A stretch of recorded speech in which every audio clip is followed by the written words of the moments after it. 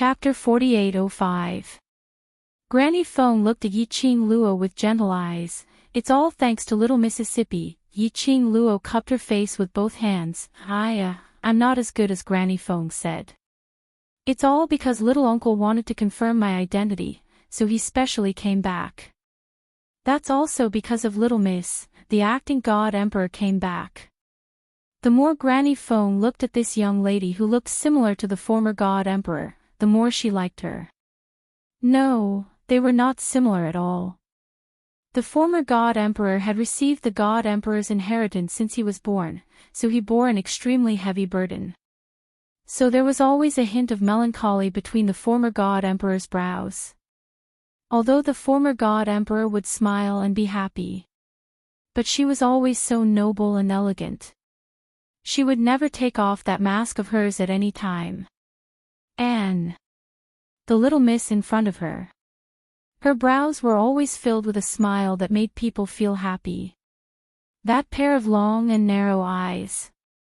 As if it was always lit with the light of hope. Her smile was always so bright. So that people could only see her. They couldn't help but smile along with her. This was the playfulness and liveliness that could never be seen on the former god emperor's face. Granny Feng's eyes were slightly red. Little miss, it's really great that you're back. It's a good thing that I'm back, don't cry. Yi-Ching Luo quickly stretched out her hand to wipe her tears. Just when she stretched out her hand, Yi-Ching Luo found that her palm was stained with black charcoal. Yi-Ching Luo, she immediately withdrew her hand. But, a light laugh came from the door. Feng family's patriarch had woken up and came over following the fragrance. I knew you must have been busy in the kitchen early in the morning and made yourself look like a little flower face. When Granny Feng saw the charcoal on Yi-Ching Luo's face, she couldn't help but laugh. Yi-Ching Luo used her sleeve to wipe her face. She had stained her face with her hands when she was pretending to be bashful just now. Sure enough, shyness didn't suit her. The young lady's smear. Not only did it not erase the charcoal traces on her face. Instead, it made her face even more blotchy. Feng family's patriarch and Granny Feng laughed even more happily. What's the matter? Bloodbone Barbaric King also came over. When he saw Yi-Ching Luo, even the barbaric Bloodbone King's cold and expressionless face showed signs of cracking. The corners of the barbaric Bloodbone King's mouth twitched unnaturally. Yi-Ching Luo, all right. It could make everyone happy. So be it if you're ugly. Anyway, she was good-looking. Even if it was painted.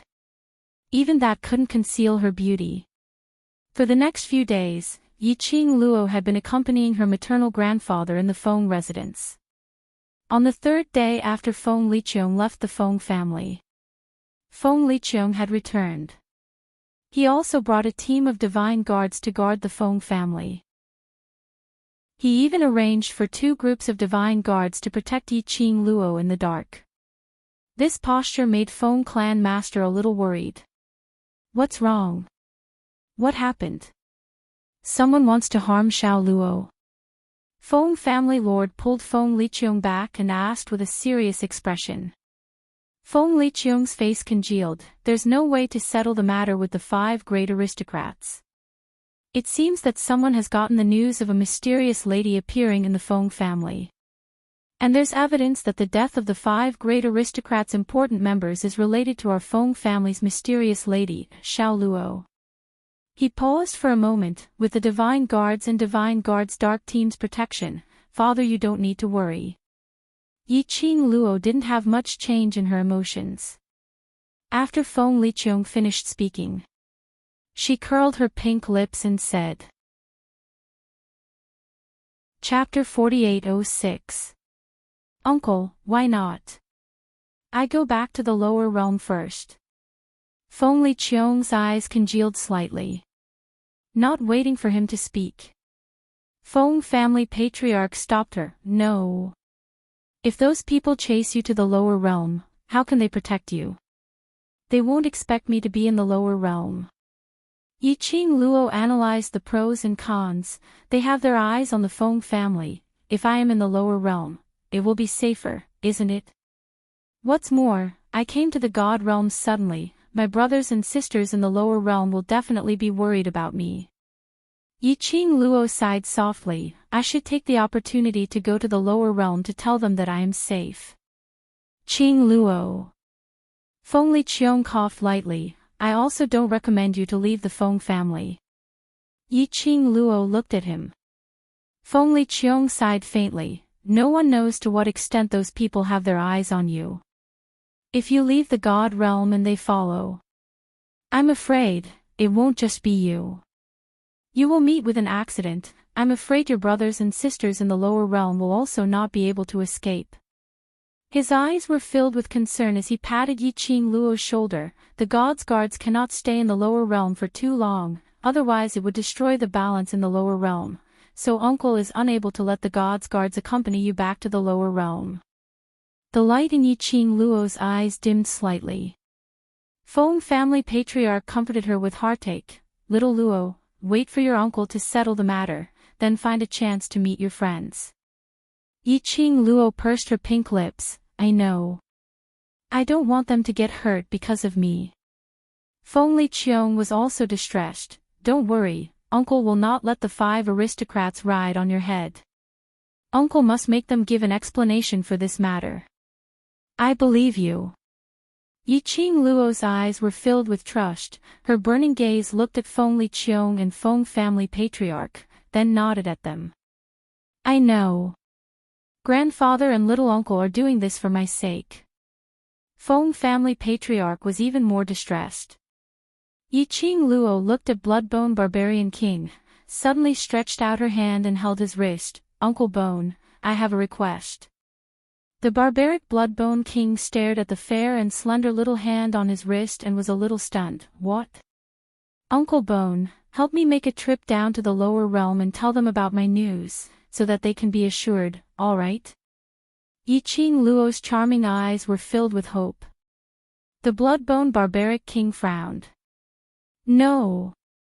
This god promised Feng Gu to protect you. Yiqing Luo's face collapsed as she spoke in a slightly coquettish tone as she hugged Bloodbone Barbaric King's arm and shook it. Uncle Bone, the only person I trust the most is you. Moreover, the World Group's brothers all know you. Go and tell them, the credibility will be higher. She raised her head and continued, I'm at the Feng Manor. Zomo reminds you, please add me to your collection after reading it. Read it again. It's easier to read it later. I'm not going anywhere. With Grandpa by my side and little uncle protecting me, what are you worried about? If worst comes to worst, you can just go and come back quickly. The barbaric Bloodbone King's attitude was very firm. But he couldn't resist the girl's coquettish offensive. In the end, he still agreed with a dark expression. Moreover, it was true. Leave quickly and return quickly. Therefore, after agreeing, he directly left the Feng Manor and headed down to the lower realm. He was simply the representative of action. But, no one discovered it. While the barbaric Bloodbone King was acting coquettishly towards Yiqing Luo, the two of them exchanged glances. His eyes were filled with deep scheming and deep meaning. Very shallow. Very quickly. There was no way to detect it. Yiqing Luo looked at the barbaric Bloodbone King's departing figure as she sat back next to Feng family patriarch. Uncle Bone, help me pass the message and I'll be assured. I'll stay in the Feng Manor to accompany Grandpa.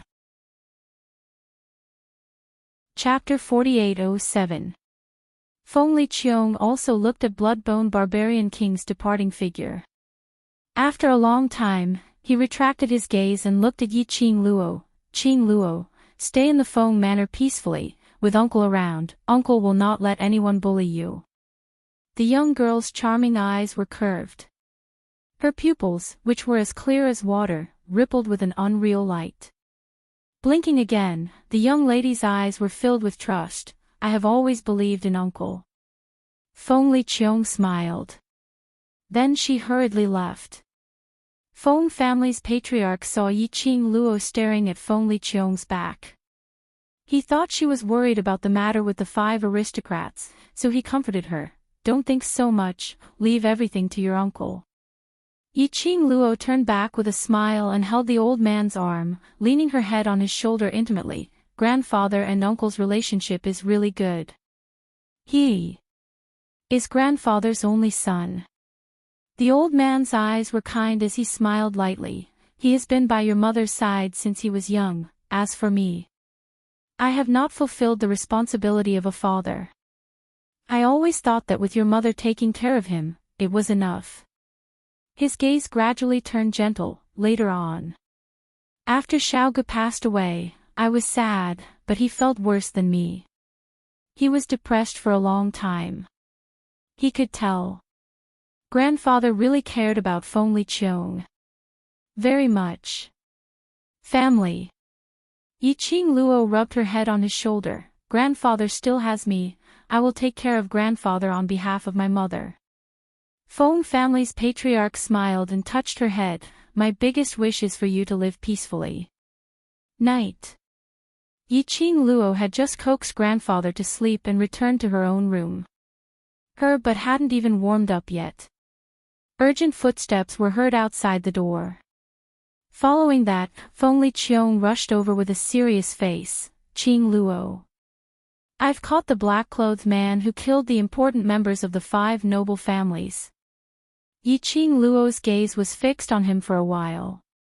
Under the moonlight, that pair of glass-like pupils seemed to be covered with a layer of thick black fog. Feng Liqiong inexplicably felt flustered. He frowned and tried to call out, Qing Luo. Uncle. The young lady's clear voice, with a unique coquettish tone. She stood up. The moonlight poured down.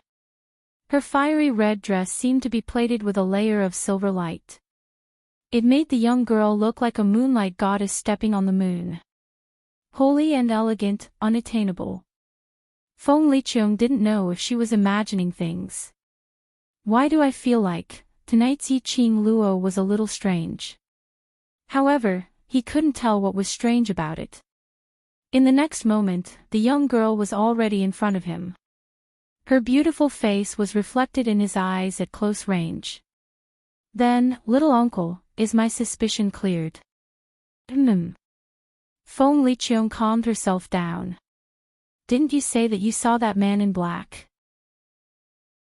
Uncle wants to invite you to take a look to see if it's that black-robed man, in case there's an imposter in the dark. He paused for a moment before explaining, according to what you said, that black-clothed man is strong enough to kill 5 important members of the 5 great aristocratic families. He shouldn't be easily captured by us, so, Yiqing Luo nodded, sure. The girl's reply was rather decisive. Her belly full of persuasion was swallowed back. Feng Liqiong was slightly stunned and immediately gave a smile. Qing Luo, don't worry, uncle will definitely protect you. Chapter 4808. Feng Liqiong hurriedly said, then let's go. Yiqing Luo walked out of the room and closed the door. Suddenly, as if she had thought of something, she smiled at Feng Liqiong. It's already so late, I should greet grandfather. Father should be asleep already. Don't wake him up. Feng Liqiong smiled. Go and identify it. Uncle will send you back immediately. It won't take long. Yiqing Luo's exquisite brows didn't reveal much emotion. She didn't resist at all, and obediently followed behind Feng Liqiong. Once they left the Phoenix Mansion, a horse carriage was waiting outside. Yiqing Luo boarded the carriage. The curtains of the carriage fell. It was pitch black in front of him. The carriage sped forward at a high speed, but there was no wind. Yiqing Luo straightened up slightly and stretched out her fingers to lift the curtains of the carriage. However, the 2 curtains of the car window were tightly sealed. Yiqing Luo nodded her head in interest. In the darkness, that pair of shimmering eyes was even more resplendent than before. She leaned back.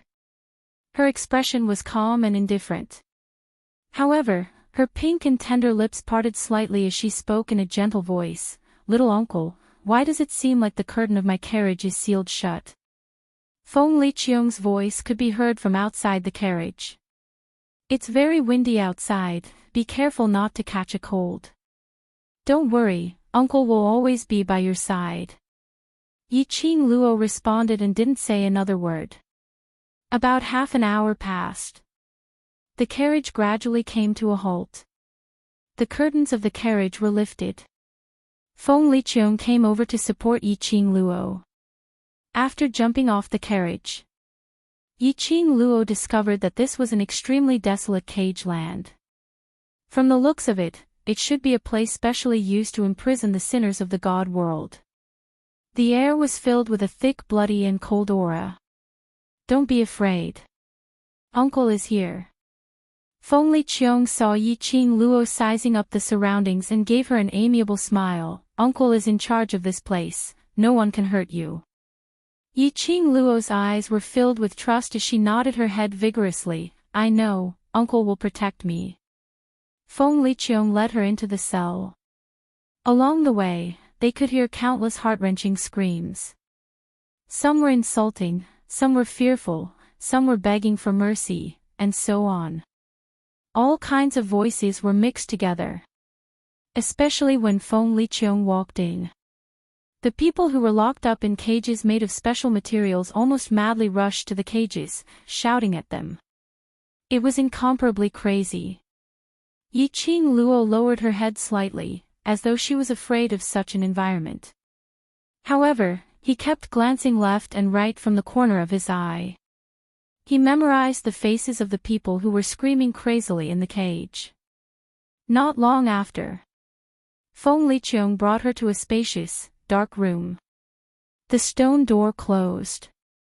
Almost all the sounds outside had been isolated. A luminous pearl was placed on a stone table not far away, illuminating the entire dark room. In the dark room, there was a man in a black robe hanging on a wooden stake in front of him. His body was bound by countless iron chains. At this moment, it was hanging there lifelessly. Apart from that, there was nothing else on the stone table where the luminous pearl was placed. Feng Liqiong stretched out her hand and made a "please" gesture towards Yiqing Luo. "Qing Luo, take a look, is this the black-robed man you saw?" Yiqing Luo stood on the same spot, not moving at all. "Qing Luo." Feng Liqiong felt a little strange as he pulled Yiqing Luo's arm. "Come over and take a look, don't be afraid, uncle is here." Yiqing Luo slowly struggled free from Feng Liqiong's hand. Her brows rose slightly as her gaze fell onto that black-robed man as she slowly shook her head. "No need to go over and take a look, it's not him." Chapter 4809. It's not him. Feng Liqiong's expression congealed as his brows creased tightly. When his gaze fell onto the young lady's face, his pupils constricted abruptly. The expression on his face was no longer as kind and amiable as before. Slowly, it turned cold. He looked at the young lady. Under the luminous pearl's light, the young lady's porcelain white face was indifferent and calm. Her long and narrow eyes rose slightly as it curled into a mocking cold arc. The brilliance in her eyes was like a sea of stars, even more resplendent than the luminous pearl. Where was there any? The innocent look of a delicate little girl who trusted her uncle wholeheartedly. And at this moment, the young lady met Feng Liqiong's gradually cold eyes. Her pink lips curled slightly as she casually said word by word, "Isn't it you?" What are you talking about?" Feng Liqiong's eyes changed slightly as her heart inexplicably jumped. Yiqing Luo cooperated as her pink lips curled into a faint cold arc as she repeated, "The black-robed man that I saw that day, isn't it you?" Feng Liqiong went silent. She didn't speak for a long time. No denial. At this juncture, it was considered as a tacit agreement. Yiqing Luo didn't speak either. She just stood calmly at the entrance of the dark room. Dressed in a fiery red dress, in this dark room, she was like an extremely dazzling rose in full bloom. Bright and eye-catching. There wasn't much emotion on her face. Not like she was afraid. And not flustered. As though she already had a foolproof plan in her heart. Or as though she had the confidence to not fear anyone. Such a Yi-Ching Luo. It was the Feng Li Qiong who had never seen her in the Feng family, or rather, in the God realm. After a long time. A light sneer came out from Feng Li Qiong's thin lips. He laughed lightly, that handsome face revealed a cold murderous intent. You, how did you know? Face, it was still that face. But the entire temperament had undergone an earth-shattering change. Feng Li Qiong had shed his benevolence, his amiability. From head to toe, he revealed an evil cold temperament. As though he was immersed in the darkness, filled with malevolent malevolence. Such a change did not cause the expression on the girl's face to change in the slightest. She still had a faint smile on her face, and her eyes were slightly raised. He really couldn't tell what exactly she was feeling at this moment. He seemed to be expressionless. It also seemed to be a taunt.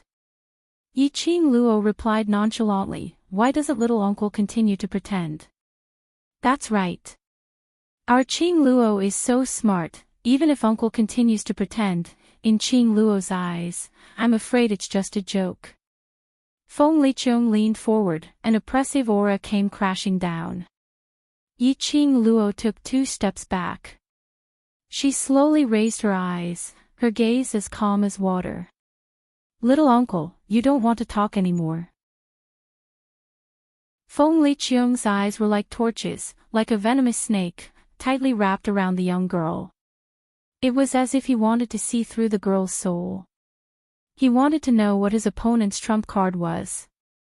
However, no matter how he looked at it, the girl was always so indifferent.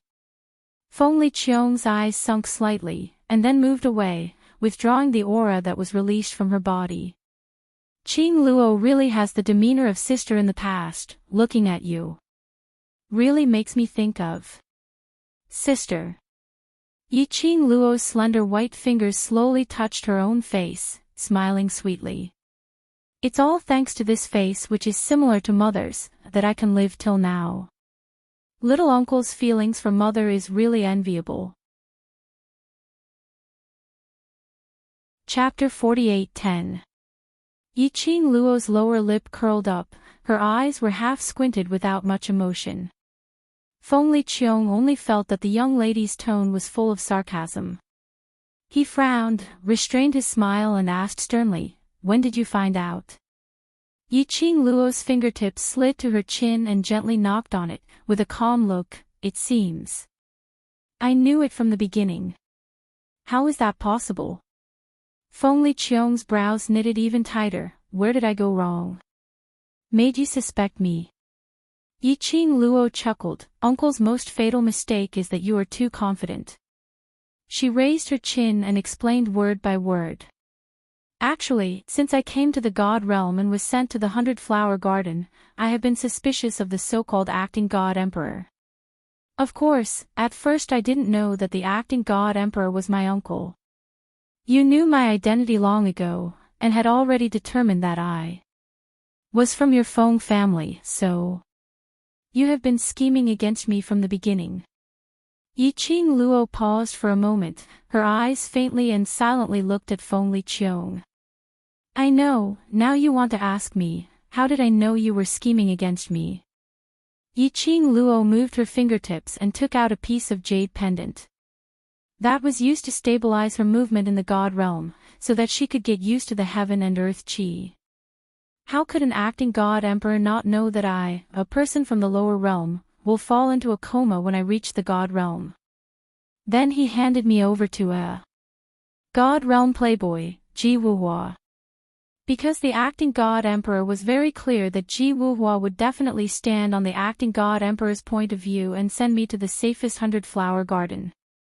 And because The young lady's pink lips smiled with a bit of ridicule, her narrow eyes revealed a bit of sharp cold light, because Ji Wuhua's room is connected to the back garden of the Feng residence. And coincidentally, the acting god emperor had something to deal with and asked me to stay in the god realm for a night. It was such a coincidence that I ended up staying in that room.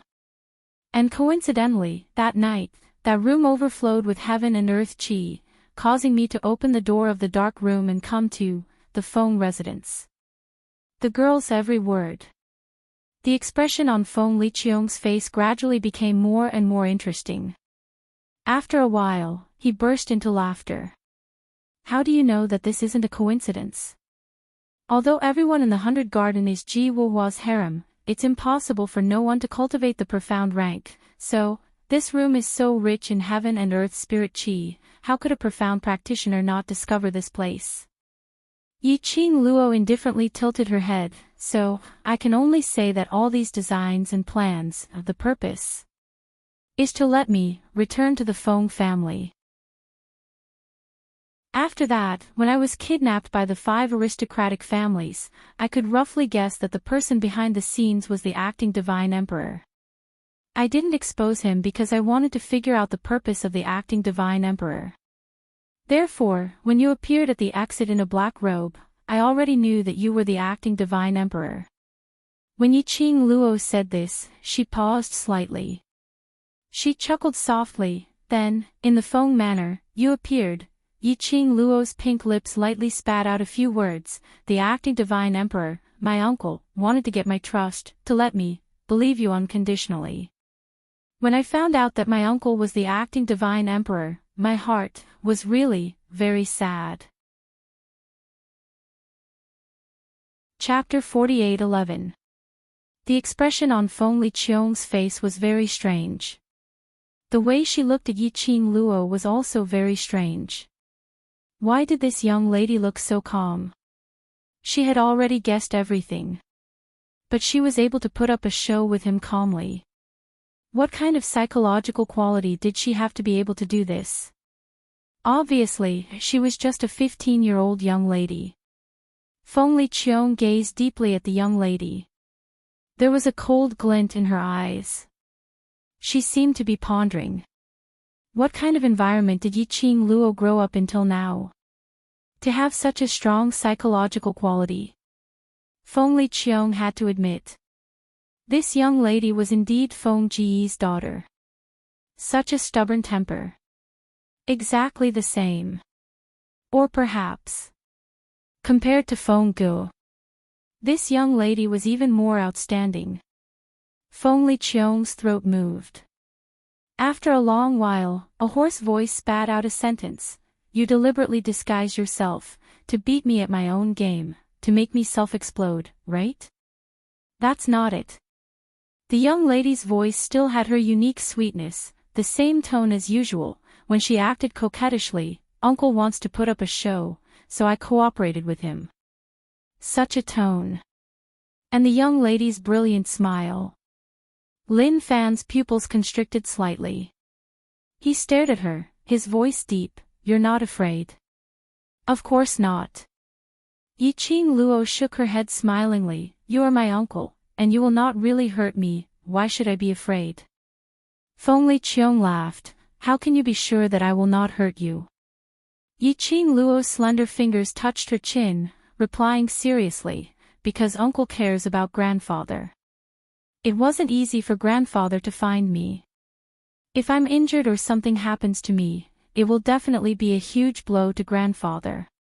She smiled, her eyes curved, so uncle can't bear to see grandfather sad. Ha! The young lady's analysis made Feng Liqiong couldn't help but snort lightly. You're quite sure? Of course. I have my own trump card. Yiqing Luo was still smiling. Feng Liqiong raised her brows. Trump card. Naturally, I can't bet everything on little uncle's feelings for grandfather. I can't bet on little uncle's humanity. Yiqing Luo's words were very direct. Of course I have my own trump card. If little uncle loses his humanity, wouldn't I be in danger?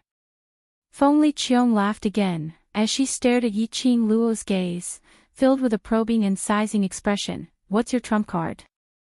If I tell you now, it won't be called a trump card anymore. Yiqing Luo casually waved her hand. Under the bright light of the luminous pearl, the young lady's beauty had a hazy charm.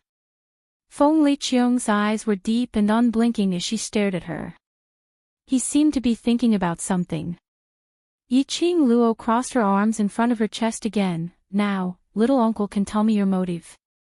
Feng Liqiang stared at her without blinking and did not answer her.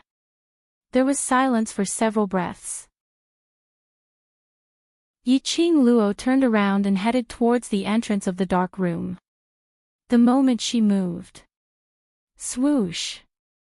That black-robed man who was originally hanging on the wooden pole dragged the thick and solid iron chain as he speedily rushed towards Yiqing Luo. The black-robed man swiftly closed in, bringing along a piercing cold wind. In an instant, he blocked in front of Yiqing Luo, blocking Yiqing Luo's path. Yiqing Luo glanced at that man, paused her footsteps and turned to look at Feng Liqiang. Is little uncle going to use force on me? Chapter 48:12. Feng Liqiang glanced at the man. The black-robed man was silent for a moment. He slowly moved his body away. The iron chains that were dragged on the ground made crackling sounds in the quiet dark room. It was extremely ear-piercing. Yiqing Luo turned around once again as she pushed the dark room's door. This time, no one stopped him. But Yiqing Luo wasn't able to push that stone door open. She pushed twice.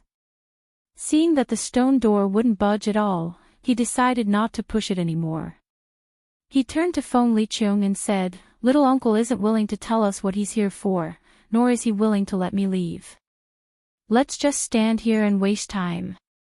Her pink lips curled into a sweet smile. In any case, when grandfather wakes up and realizes that I'm not in the room, he'll definitely remember that I was kidnapped by the 5 aristocratic families a few days ago. At that time, if he's provoked, you'll have to take full responsibility. Feng Liqiang's eyes darkened.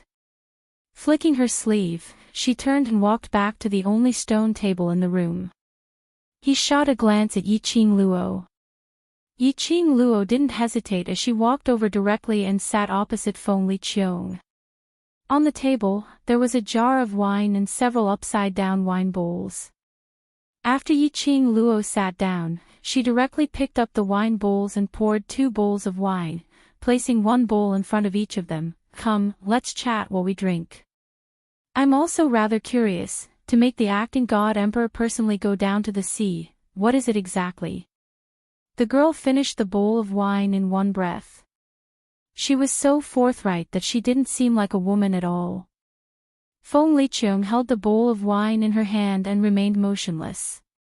"Aren't you afraid that the wine is poisoned? If it was poisonous, you would have stopped me long ago." Yiqing Luo poured another bowl of wine. "If little uncle wants to kill me, there are plenty of opportunities, there's no need to go through so much trouble." Feng Liqiang chuckled again. He picked up the bowl of wine and drained it in one gulp. His gaze was fixated on the young girl without blinking. There was a momentary daze in his eyes. It seemed to be through the girl. She thought of her mother, Feng Gu.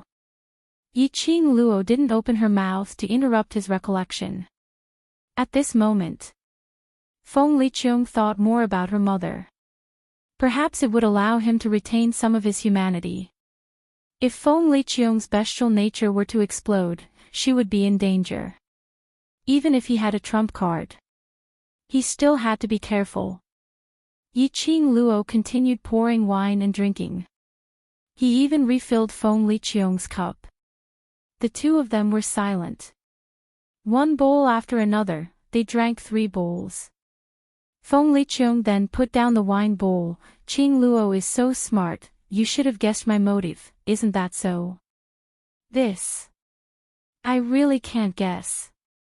The young girl shook her head and propped up her chin with one hand. Little uncle thinks too highly of me. There are things that I can't guess. Feng Liqiong's gaze was fixed on the young girls. He did not beat around the bush and stated his purpose word by word. Feng. Jia. Shen. Bao. This answer. It was unexpected, but it was also expected. After all, the reason why the 5 great nobles and the black-robed man, Feng Liqiong, had gone through so much trouble was for the so-called treasure of the Feng family. But, it was unexpected because Feng Liqiong was a member of the Feng family. She should also know that the so-called Feng family's treasure was just a rumor. However, Feng Liqiong truly believed in the existence of the Feng family's treasure. Then, there was only one reason. Grandfather also lied to her. Or perhaps, the Feng family's treasure really existed. But even grandfather himself didn't know about it. Otherwise Feng Liqiong wouldn't have schemed in such a way just for a so-called treasure.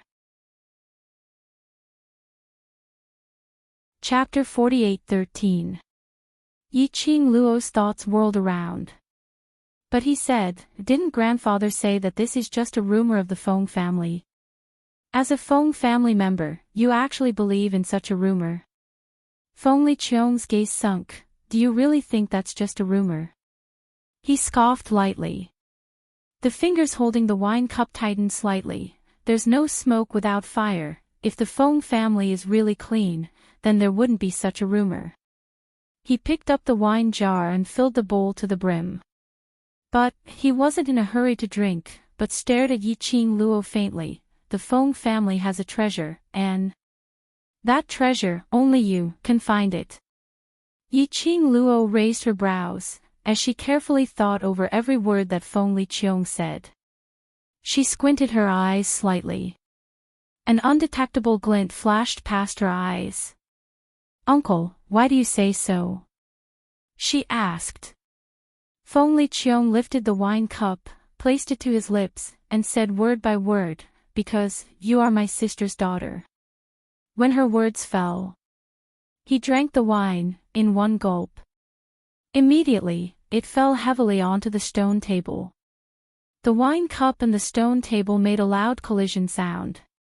The expression on his face gradually became a little twisted and strange. Even if my Feng family's second young master is my sister's biological brother, I still can't get everything from the Feng family. She thinks of you in everything about you.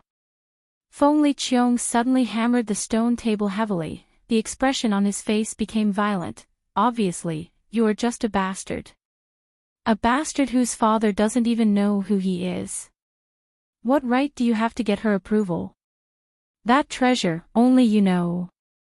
Sister must have told you the whereabouts of the treasure. Qing Luo, this is what you owe uncle. Quick, tell uncle the whereabouts of the treasure, and compensate uncle. He muttered softly, as if he was possessed by a demon. Such a crazy side. She had completely lost her usual kind and elegant demeanor. Yiqing Luo didn't move, nor did she have any intention to be afraid. She just sat there quietly, allowing Feng Liqiong to vent his anger. But, on the surface, she looked so calm and indifferent.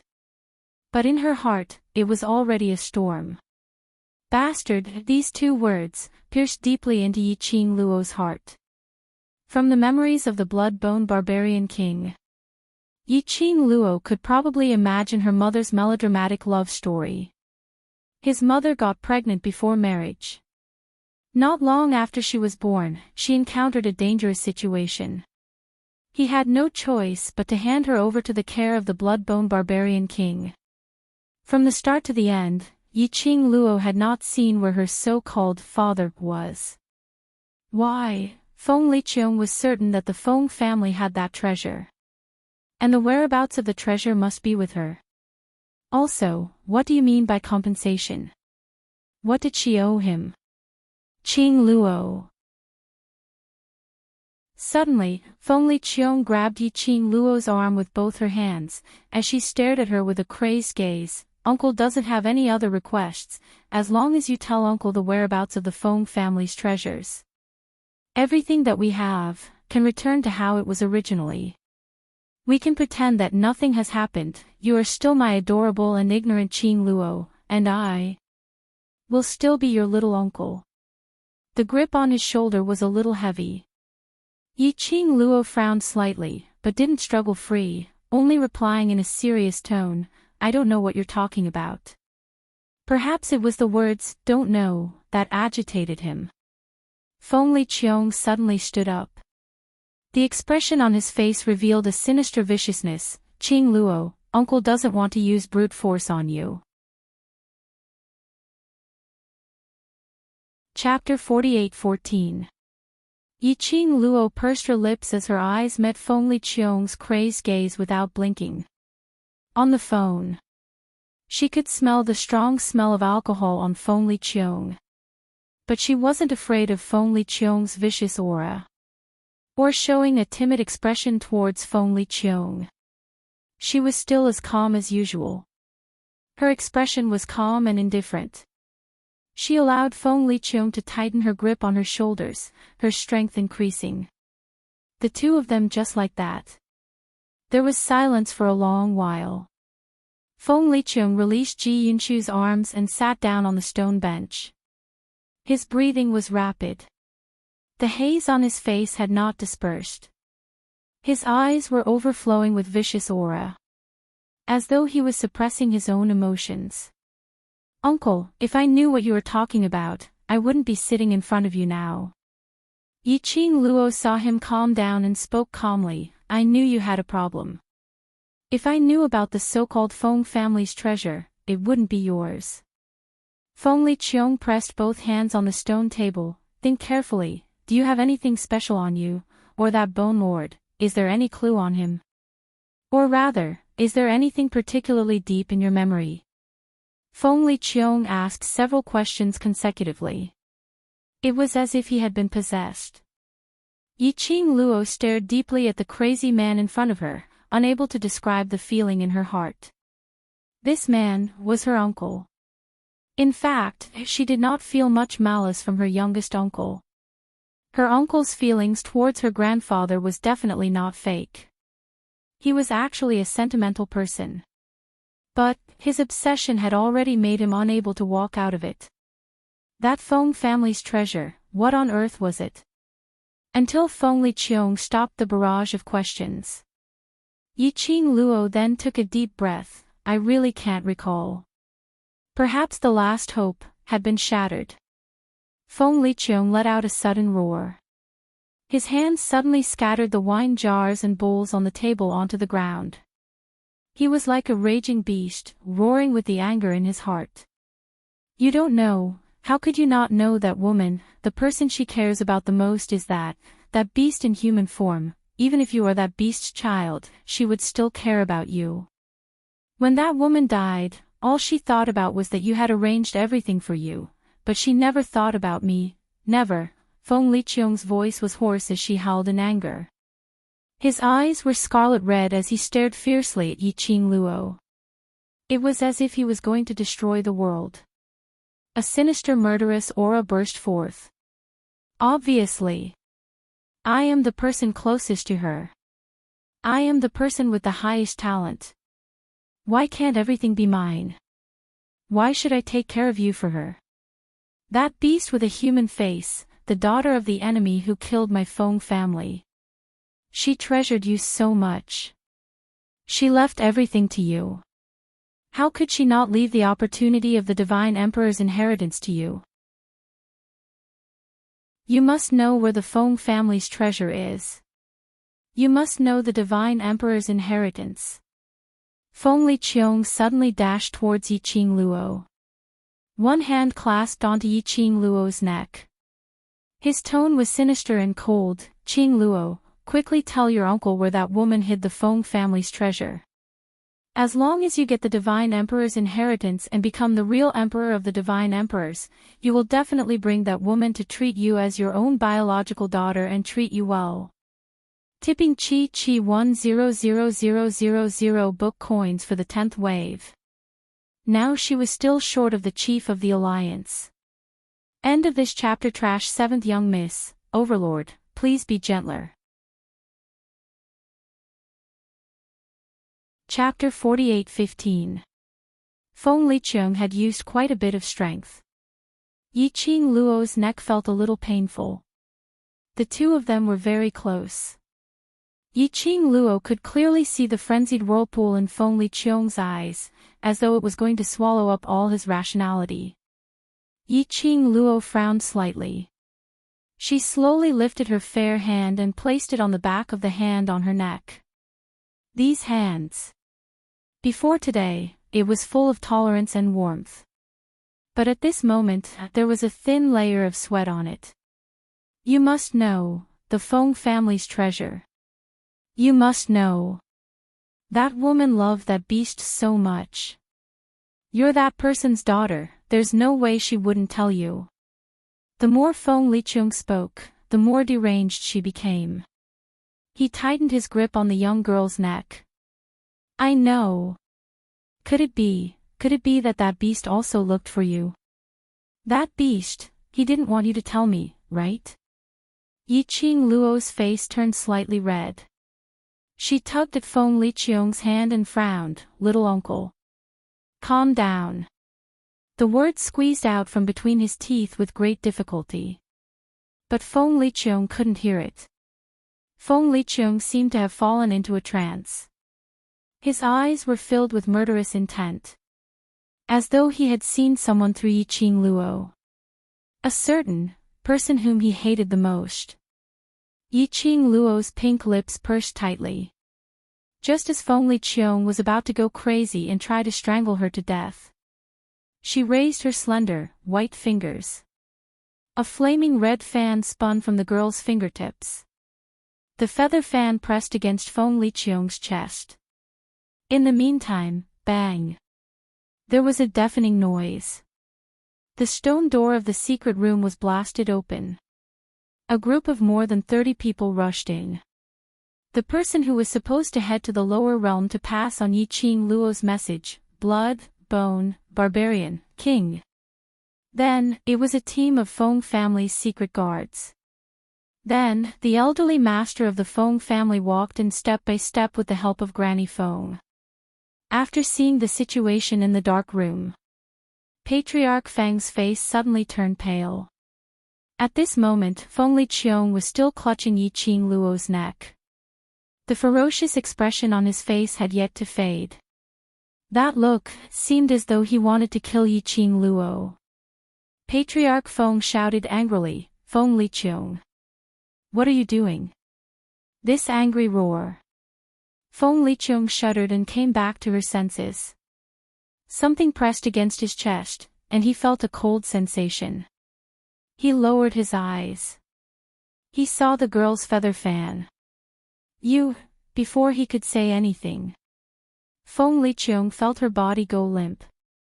His hand slipped away from the young girl's neck and softly fell to the ground. His face was aghast as he struggled to raise his hands and prop himself up. But the feeling of powerlessness in his body made him unable to even move his body. Feng Liqiang's heart skipped a beat. What did you do to me? He will become like this.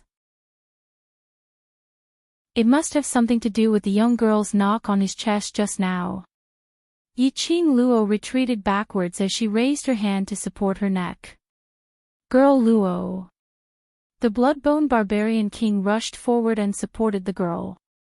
His vision caught a glimpse of an obvious finger mark on the fair skin of her neck. His cold, malicious eyes suddenly darkened. Yiqing Luo rubbed her neck and smiled at the blood-bone barbarian king. Uncle Bone, I'm fine. Vile spawn.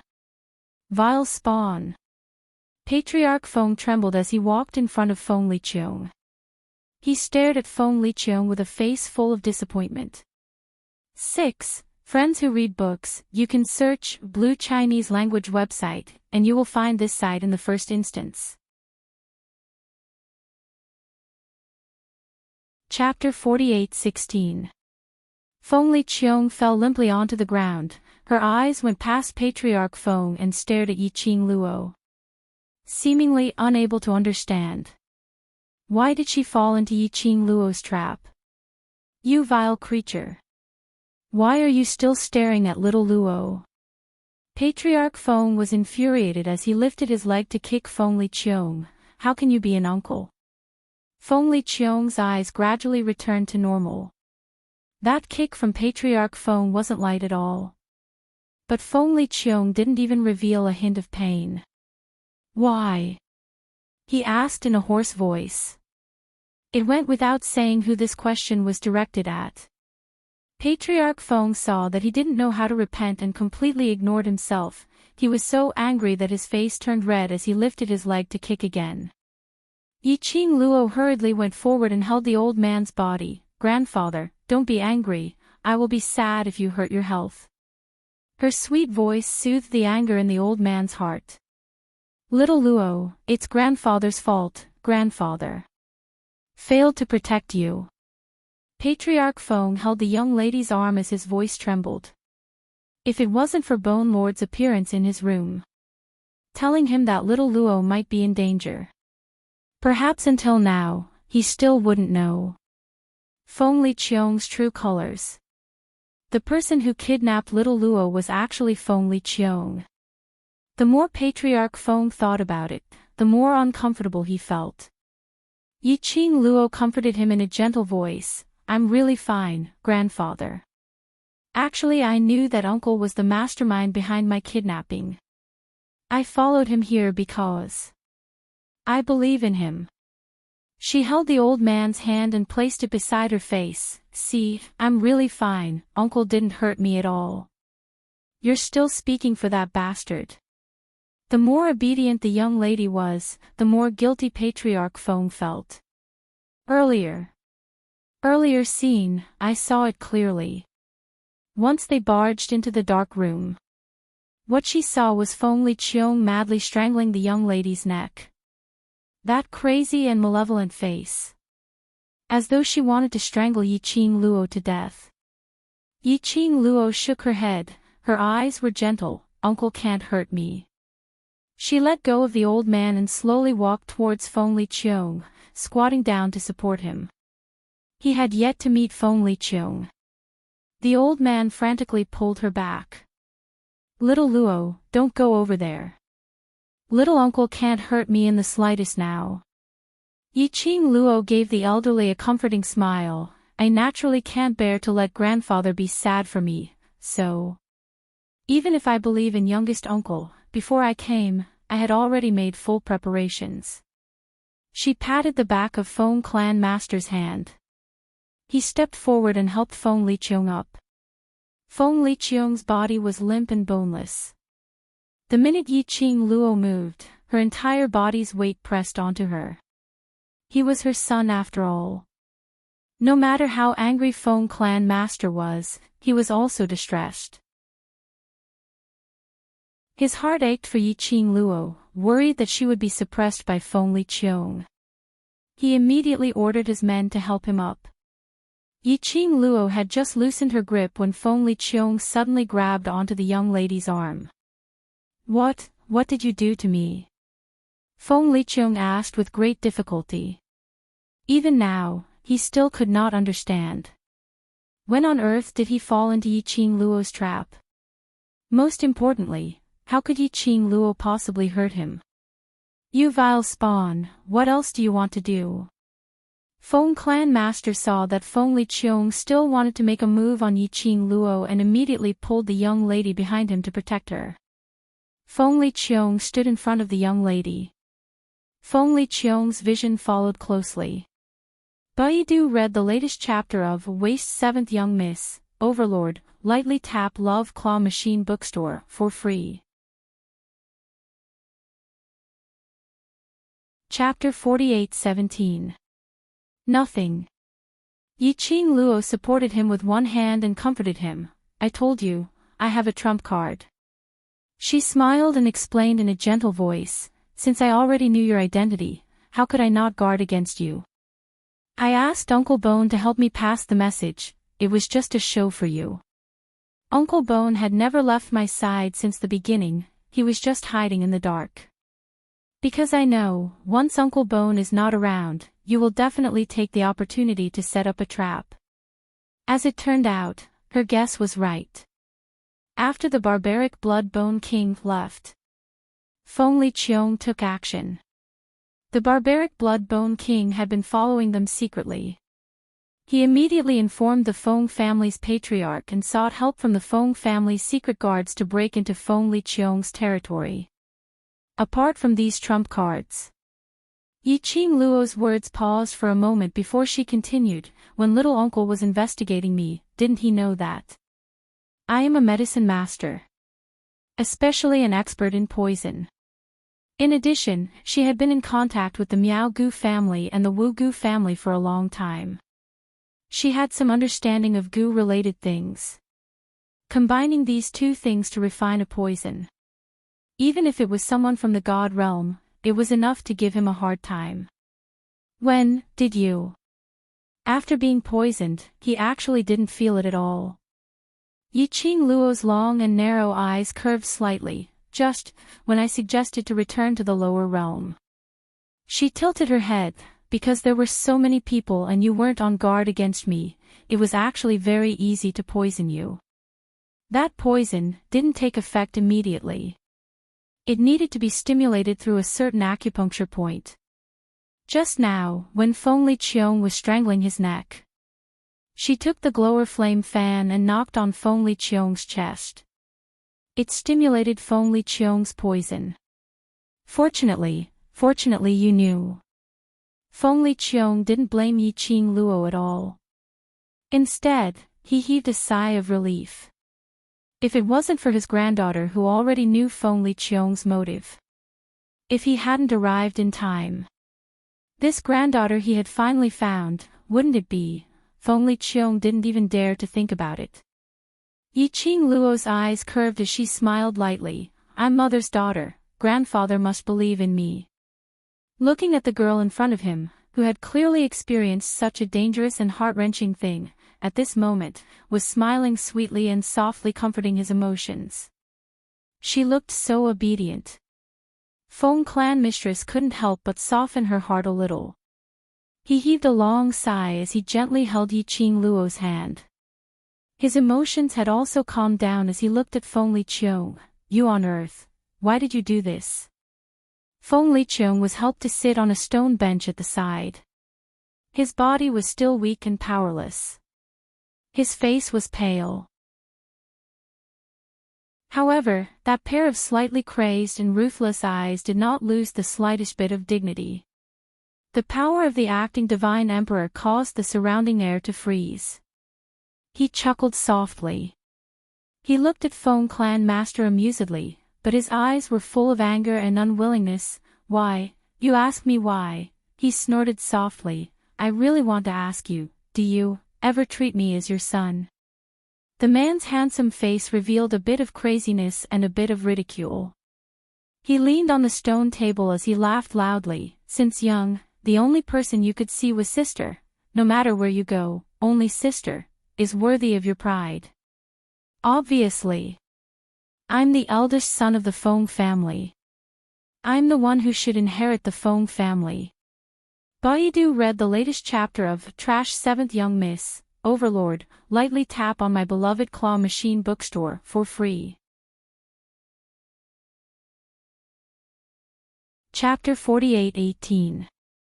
Chapter name, Feng Li Qiong's Inner Pain, listening to Feng Li Qiong's words. Feng family's patriarch's expression changed slightly. You have been coveting Xiao Ji's position. The old man's voice was trembling, as if he couldn't believe it. Feng Li Qiong sneered. What do you mean coveting? That should be my position. My talent is not worse than my sister. Why can she get the God Emperor's inheritance, while I am isolated? Feng Li Qiong smiled, both hands on the stone table, and raised his head. The position of the God Emperor should belong to me. Feng Li Qiong was shocked. He couldn't imagine that his own son had been coveting the position of the God Emperor. Feng family patriarch, your sister. She is so good to you, everything you have is taught by her, how can you think of her like this? Ha! Feng Liqiong couldn't help but sneer at this point. He stared at Feng family patriarch, laughing coldly and sarcastically. She taught me. She is obviously afraid of my talent, afraid that I will take away the position that belongs to her. So she deliberately suppressed all my talent. We are both children of the Feng family, my talent. My strength is obviously more suitable than her to become the God Emperor. But in the end, the person who was chosen by the God Emperor is her. It's her. She used some insidious and cunning method to make me lose the chance to become the God Emperor. You. Feng family patriarch clutched his chest, breathing rapidly. Feng Liqiong looked crazy. The most hateful thing is, since she has taken away the position that belongs to me. But she doesn't pay for her position. She's selfish and only thinks of herself. Knowing that she will inherit the position of the God Emperor in the future. Knowing that she shouldn't be moved. But because of that bastard, that beast. She threw away her identity. That bastard, that beast. How many wrong things did she do? If she is not the God Emperor, what she did is enough for the people of the God realm to tear her into pieces. Feng Liqiong stared at the cold-looking blood-bone barbaric king standing next to Yiqing Luo. And you, sinner. He had once used that kind of evil forbidden technique to kill so many people from the divine world. You should have been executed and your soul scattered, never to be reincarnated. She, on the other hand, used her position as the divine emperor to fake your death and deceive the world. She doesn't deserve to be a God Emperor. She doesn't deserve to be the God Emperor. Feng Liqiong shouted hoarsely, venting all the resentment she had buried in her heart for a long time. He complained again and again about how Feng Gu had degraded herself for a man. Even giving birth to Yiqing Luo. In the end, he was abandoned. In the end, she died because of that man. Do you see how peaceful the God realm is after I took over the position of God Emperor? There's no war, no forbidden technique, and no fighting. I am the most suitable person to be the Emperor of the Divine Emperors. As long as I can find what Big Sister left behind, the God Emperor's inheritance will surely acknowledge me. After Feng Liqiong's hysteria. His eyes looked crazily at Yiqing Luo. She definitely will. That thing is with you, hand it over and let me become the real God Emperor. He pounced towards Yiqing Luo as though he had gone mad. Vile spawn. Are you crazy? Feng family's patriarch immediately protected Yiqing Luo behind him. Baidu read the latest chapter of Waste 7th Young Miss, Overlord, lightly tap Love Claw Machine Bookstore for free. Chapter 48:19. Little uncle doesn't really hate mother, but Feng Liqiong had yet to stand up. He fell limply onto the ground again. His whole body was weak and unable to support him to make a pouncing action. But Feng Liqiong's actions had completely infuriated Patriarch Feng. He had never thought that his own son's heart had accumulated so much dissatisfaction towards Feng Gu and the Feng family. That son who always liked to stick to Feng Ji's side, calling her sister. He actually had so much dissatisfaction towards Feng Gu. He had always thought that ever since Feng Liqiong became the acting God Emperor, she had done her best. It was because she wanted to protect this peace for Feng Gu. He had not expected. All he wanted was to compete with Feng Gu. How much anticipation he had for Feng Liqiong previously. How disappointed he was now. The entire dark room gradually quietened down. Only Feng Liqiong's heavy panting could be heard. Yiqing Luo looked at Feng Liqiong and then looked at Patriarch Feng. Her pink lips curled slightly as she said to Blood Bone Brute King, Uncle Bone, help me lift little uncle up. What little uncle? He doesn't deserve your title at all. Feng family master said angrily. Is there anyone like him as an uncle? Don't call him little uncle. Doesn't he like to be the God Emperor? Let's call him the noble God Emperor. Our Feng family is not worthy of him. Feng Liqiong was furious. He stared at Feng Liqiong angrily. Full of angry words. Yiqing Luo smiled as she helped the old man to sit on the stone bench. Feng Liqiong also sat opposite them under Blood-Bone Brute King's help. Feng Liqiong sat down and stared angrily at Feng Liqiong as he turned his head away, not wanting to look at this son of his. Yiqing Luo patted the back of Feng Liqiong's hand lightly as her long and narrow eyes rippled with a faint light. Her pink lips curved upwards and there wasn't any trace of displeasure after being schemed against and hated by Feng Liqiong. Her smile was very elegant. The curve of her eyes was like a blooming rose, full of flames. Actually, little uncle doesn't really hate mother that much. Her eyebrows were picturesque, gentle and tranquil. If little uncle really hated mother, he wouldn't have remembered every detail of mother so clearly after such a long time. The girl's voice was soft and emotionless. However, his words were so light and airy. It pierced deeply into Feng Liqiong's heart. What little uncle is angry about is not that mother snatched the throne of the divine emperor but didn't pay for it. But little uncle is angering mother because she doesn't know how to love herself. The girl's hand followed the stone table and slowly rested on the back of Feng Liqiong's hand. That hand was very broad and very cold. He visibly stiffened when she touched him. Tight and tight, trying to avoid. But the girl's grip tightened. He didn't have the strength to break free. The girl's hand was very soft and small. It was the same when Feng Gu held his hand back then. Feng Liqiong stared at that fair little hand in a daze for a moment. Mother is crazy for love and uncle is actually more anxious than anyone else, more worried than anyone else. Yiqing Luo continued, the reason why uncle is so angry is because mother has experienced so many things, but she still didn't open her mouth to ask you for help. From Feng Liqiong's hysteria, Yiqing Luo could hear it. How could he hate Feng Gu for snatching the throne of the divine emperor? He was obviously angry at Feng Ji's wrong choice. Angry at Feng Gu for disregarding his own status and risking his life for love.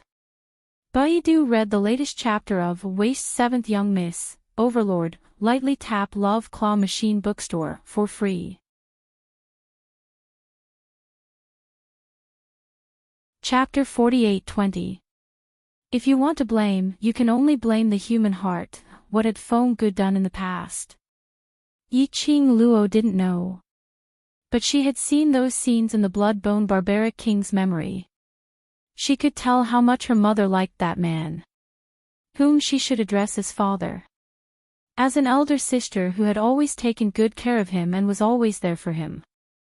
After Feng Gu had a lover, she had no way to maintain the balance between her lover and her brother. Naturally, she would lean towards her lover's side. So, Feng Liqiong's heart started to feel unbalanced. In his eyes, the high and mighty, fairy-like sister had become an ordinary woman. It was like the feeling of a person standing at the top had fallen into a devil. Especially, that man didn't treat Feng Gu well. To make Feng Liqiong call him a beast. He must be a determined scumbag. And the kind of scumbag who had no friends. Otherwise, the last scene that Yiqing Luo saw in the Blood-Bone Barbaric King's memory would not have happened. Feng Gu passed the little Qing Luo to the Blood-Bone Barbaric King, apparently to hide from something. After that, Feng Gu passed away. She had been maintaining the state of a baby. Until now. There must have been many things that she and the Blood-Bone Barbaric King didn't know about. In Feng Liqiong's heart, Feng Gu was the symbol of beauty and perfection. And the appearance of that man had destroyed the god in his heart, toppling his faith. So that Extreme had become like this. He wanted to become the emperor of gods. Absolutely not because he thought that this position belonged to him. But he wanted to tell Feng Gu. Her previous decision was wrong. Totally wrong. Everyone listened to Yi Qing Luo's explanation for Feng Liqiong.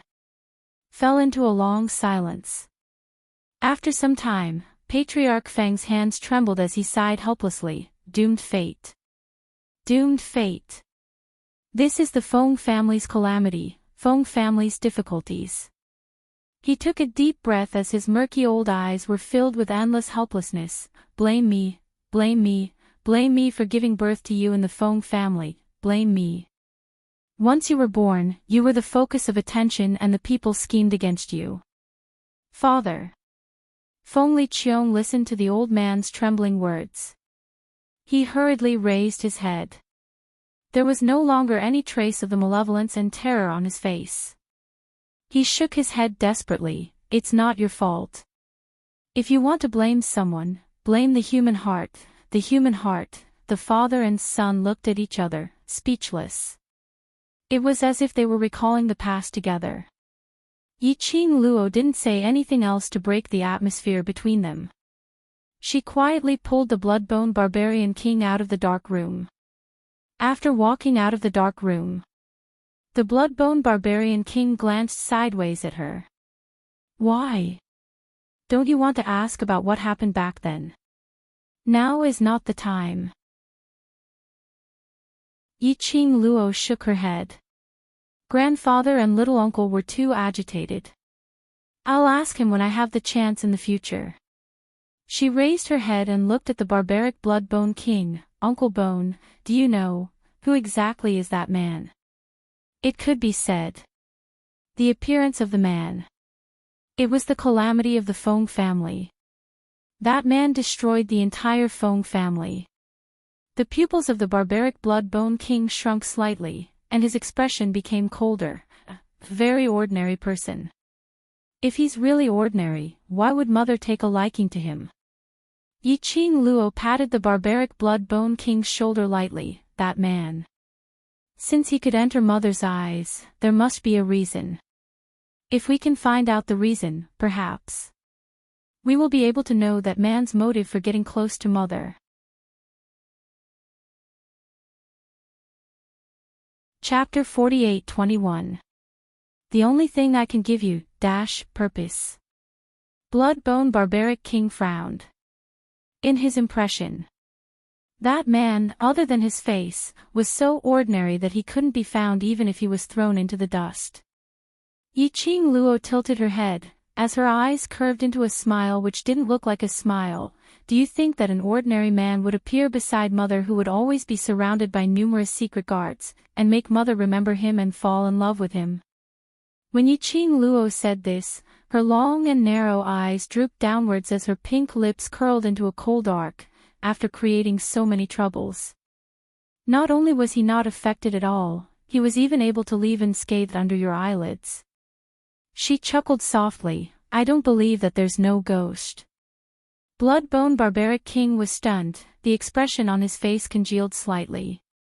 In the end, Feng Liqiong was carried back to the Feng family. Feng family patriarch didn't let Yi Qing Luo detoxify Feng Liqiong. He was left lying there like a cripple. Yi Qing Luo would visit Feng Liqiong's room from time to time every day. Feng Liqiong either ignored her or ridiculed her. Yi Qing Luo wasn't angry. If it was someone else, Yi Qing Luo definitely didn't have that kind of patience. Who asked the other party to be her uncle? What else could she do? Moreover, she was very clear about the reason why Feng Liqiong felt awkward whenever she saw her. The person Feng Liqiong hated the most was that beast who had ruined her sister. And she was that beast's daughter. Half of Yi Qing Luo's blood flowed from Feng Ji's body. But the other half was that beast's blood. Whenever Yi Qing Luo fell, Feng Liqiong would think of that man. In her heart, she hated her existence. Anne liked her existence. This kind of thing could only be smoothed over with time, so that Feng Liqiong could get used to her existence. Regarding the matter of the 5 great aristocrats being killed, Feng family patriarch used Feng Liqiong's illness as an excuse to take charge of this matter. Under Yiqing Luo's suggestion, improvements were made. She suppressed the 5 great aristocrats with harsh methods, and cleared the 5 great aristocrats of suspicion towards Yiqing Luo. She also took the opportunity to put Yiqing Luo's identity in the light. Of course, Feng family patriarch didn't point out that Yiqing Luo was the daughter of the former god emperor. She only announced to the public that she was Feng Liqiong's adopted daughter. After all, it had been too long. If there was a daughter of the former god emperor, it would easily cause a storm in the god realm. Other nobles or civilians, whether it was true or false, they naturally listened to Feng clan master's words and kept it in mind. Because the 5 great aristocrats had misunderstood that Yiqing Luo was related to the death of their important members, family patriarch doted on Feng love. So he volunteered to hold a recognition ceremony for Yiqing Luo. Feng family master also felt that he couldn't enter the Feng family as the real granddaughter of the Feng family. However, the reunion banquet was a must. Li Feng God Feng didn't said. Feng family. Yiqing Luo was stunned for a moment, then immediately raised her dimples and held Feng family's patriarch's arm. Grandfather, you don't have to be so troublesome. Even if there is no reunion banquet, I am still your granddaughter. I want to tell everyone in the god realm. You are one of us. Feng family patriarch Feng patted Yiqing Luo's hand. I know you don't want me to work hard. But I haven't been with you since you were young, nor did I give you anything. This is the only thing I can give you now. The old man's eyes were filled with love and warmth. Yiqing Luo saw it all. She pursed her lips and finally sighed, all right. Chapter 48-22. Sob sob sob, you're so vicious, seeing that Yiqing Luo agreed. The old man went to prepare for the reunion banquet in satisfaction. Yiqing Luo stared at the old man's back as he left. It took her some time before she retracted her gaze. Just as she moved, she saw the expressionless blood-bone barbaric king standing behind her. Yiqing Luo's pink lips curled up as she went forward. Uncle Bone. Bloodbone barbaric king stared at the face which was exactly the same as Feng Ji's, as his eyes deepened. You really intend to return to the Feng family? This reunion banquet. Even if it was announced to the public that Feng Liqiong had only acknowledged a goddaughter. But it was also true that Yiqing Luo was completely bound to the Feng family. In the future, no matter where Yiqing Luo went, everything was related to the Feng family's name. There were advantages and disadvantages. Yiqing Luo understood the deeper meaning of Bloodbone Barbaric King's words. She nodded, her long and narrow eyes rippling with a very faint light. I don't want to disappoint you again. Feng Liqiong's matter. The blow to the Feng family's patriarch would be huge. Even if she explained to Feng Liqiong later on, it could be seen as because she had placed too much importance on it, so it became extreme. But it couldn't erase the things that Feng Liqiong had done in order to become the true sovereign of gods. Finally, there was something that could divert grandfather's attention. And it could make him happy. Yiqing Luo naturally had no reason to reject. It was just as she had said. No matter if there was this reunion banquet. She was Feng Ji's daughter, the Feng family's granddaughter. This point would never change. Other than that, actually I have another reason. The girl's voice suddenly became a little lower. She raised her eyes, the emotions in her eyes were solemn. Seeing this, Bloodbone Barbaric King seemed to have formed a tacit understanding as he closed his eyes. He released his perception to sense the surrounding atmosphere. Until the maximum range of his perception. Bloodbone Barbaric King then opened his eyes and nodded slightly at the young lady. Yiqing Luo lowered her eyes, her voice was slightly low. I have an ominous premonition. Bloodbone Barbaric King's cold expression remained unchanged. Need my help? Pay more attention to the reunion banquet. Yiqing Luo's eyes narrowed slightly as a sharp glint burst forth. Once the matter of the 5 aristocratic families was exposed, the matter of me in the God realm had almost spread throughout the entire God realm. She paused for a moment before continuing, I'm an outsider, so I'm sure many people will try to find out who I am. Therefore, the Palace of Gloomy Darkness, which had been silent for a long time. If he knew this news, they would probably take action as well. I understand. The barbaric Bloodbone King nodded. Yiqing Luo gave an elegant smile to Bloodbone Barbaric King. Thank you for your hard work, Uncle Bone. The reunion banquet was set for 3 days later. In these 3 days, there were quite a number of people who came to visit. They were all rejected by Patriarch Feng. Yiqing Luo carried Feng Shi and wandered around the Feng family. Until the 3rd day. The banquet had already begun. Yiqing Luo was dragged out of bed by Granny Feng early in the morning. After freshening up, he saw Ji Wuhua's devilish face.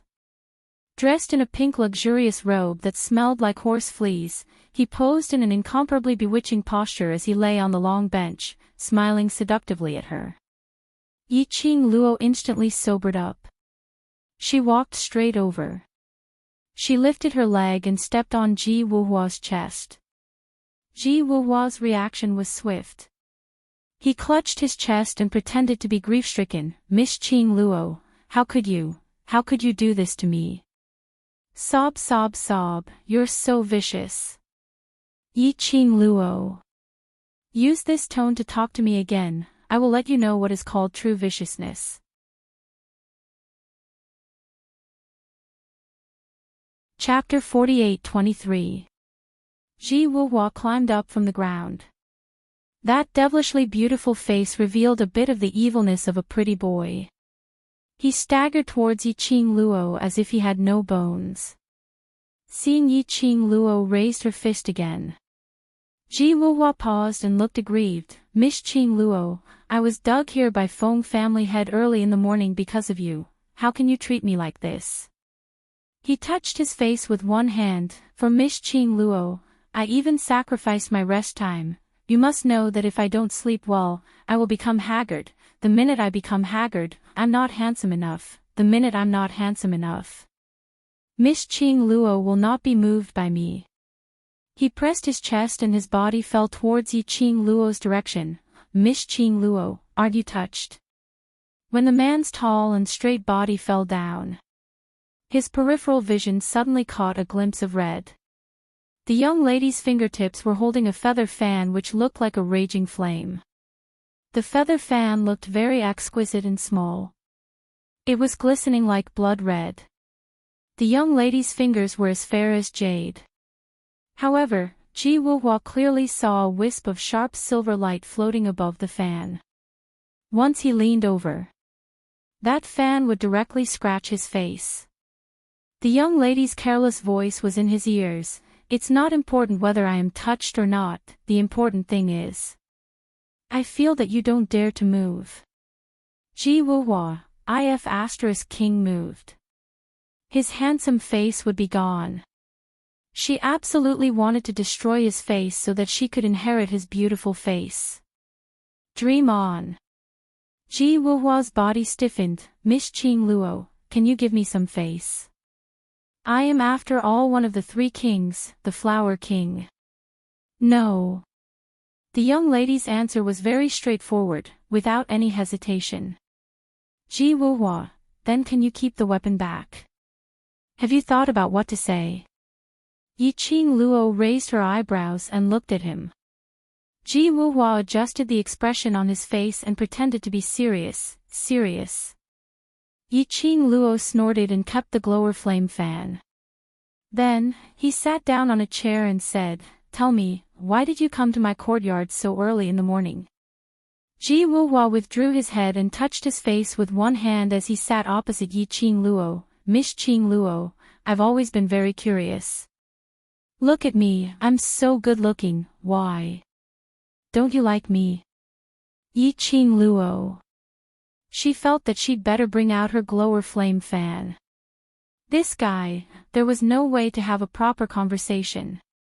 He watched as the girl's fingers moved, and the red feather fan slammed onto the table with great force. Ji Wuhua immediately sat up straight. "Patriarch Feng asked me to help you disguise yourself." After that, he explained seriously, "I'm telling you, I'm the Flower King, one of the 3 kings. I'm not afraid of you. I won't argue with you for the sake of the Feng family." Disguise? Yi-Ching Luo totally didn't listen to what Ji Wuhua said at the back. Her attention was focused on the first half of his sentence. The girl touched her face with her slender fingers. "My face. Why do I need to disguise myself? The heavenly realm is not like other realms. Although the heavenly realm is divided into classes, but there are many existences outside the classes. Like the Feng family, there are forces that have existed for thousands of years." At this moment, Ji Wuhua became serious. "Your face is too similar to that of the former divine emperor."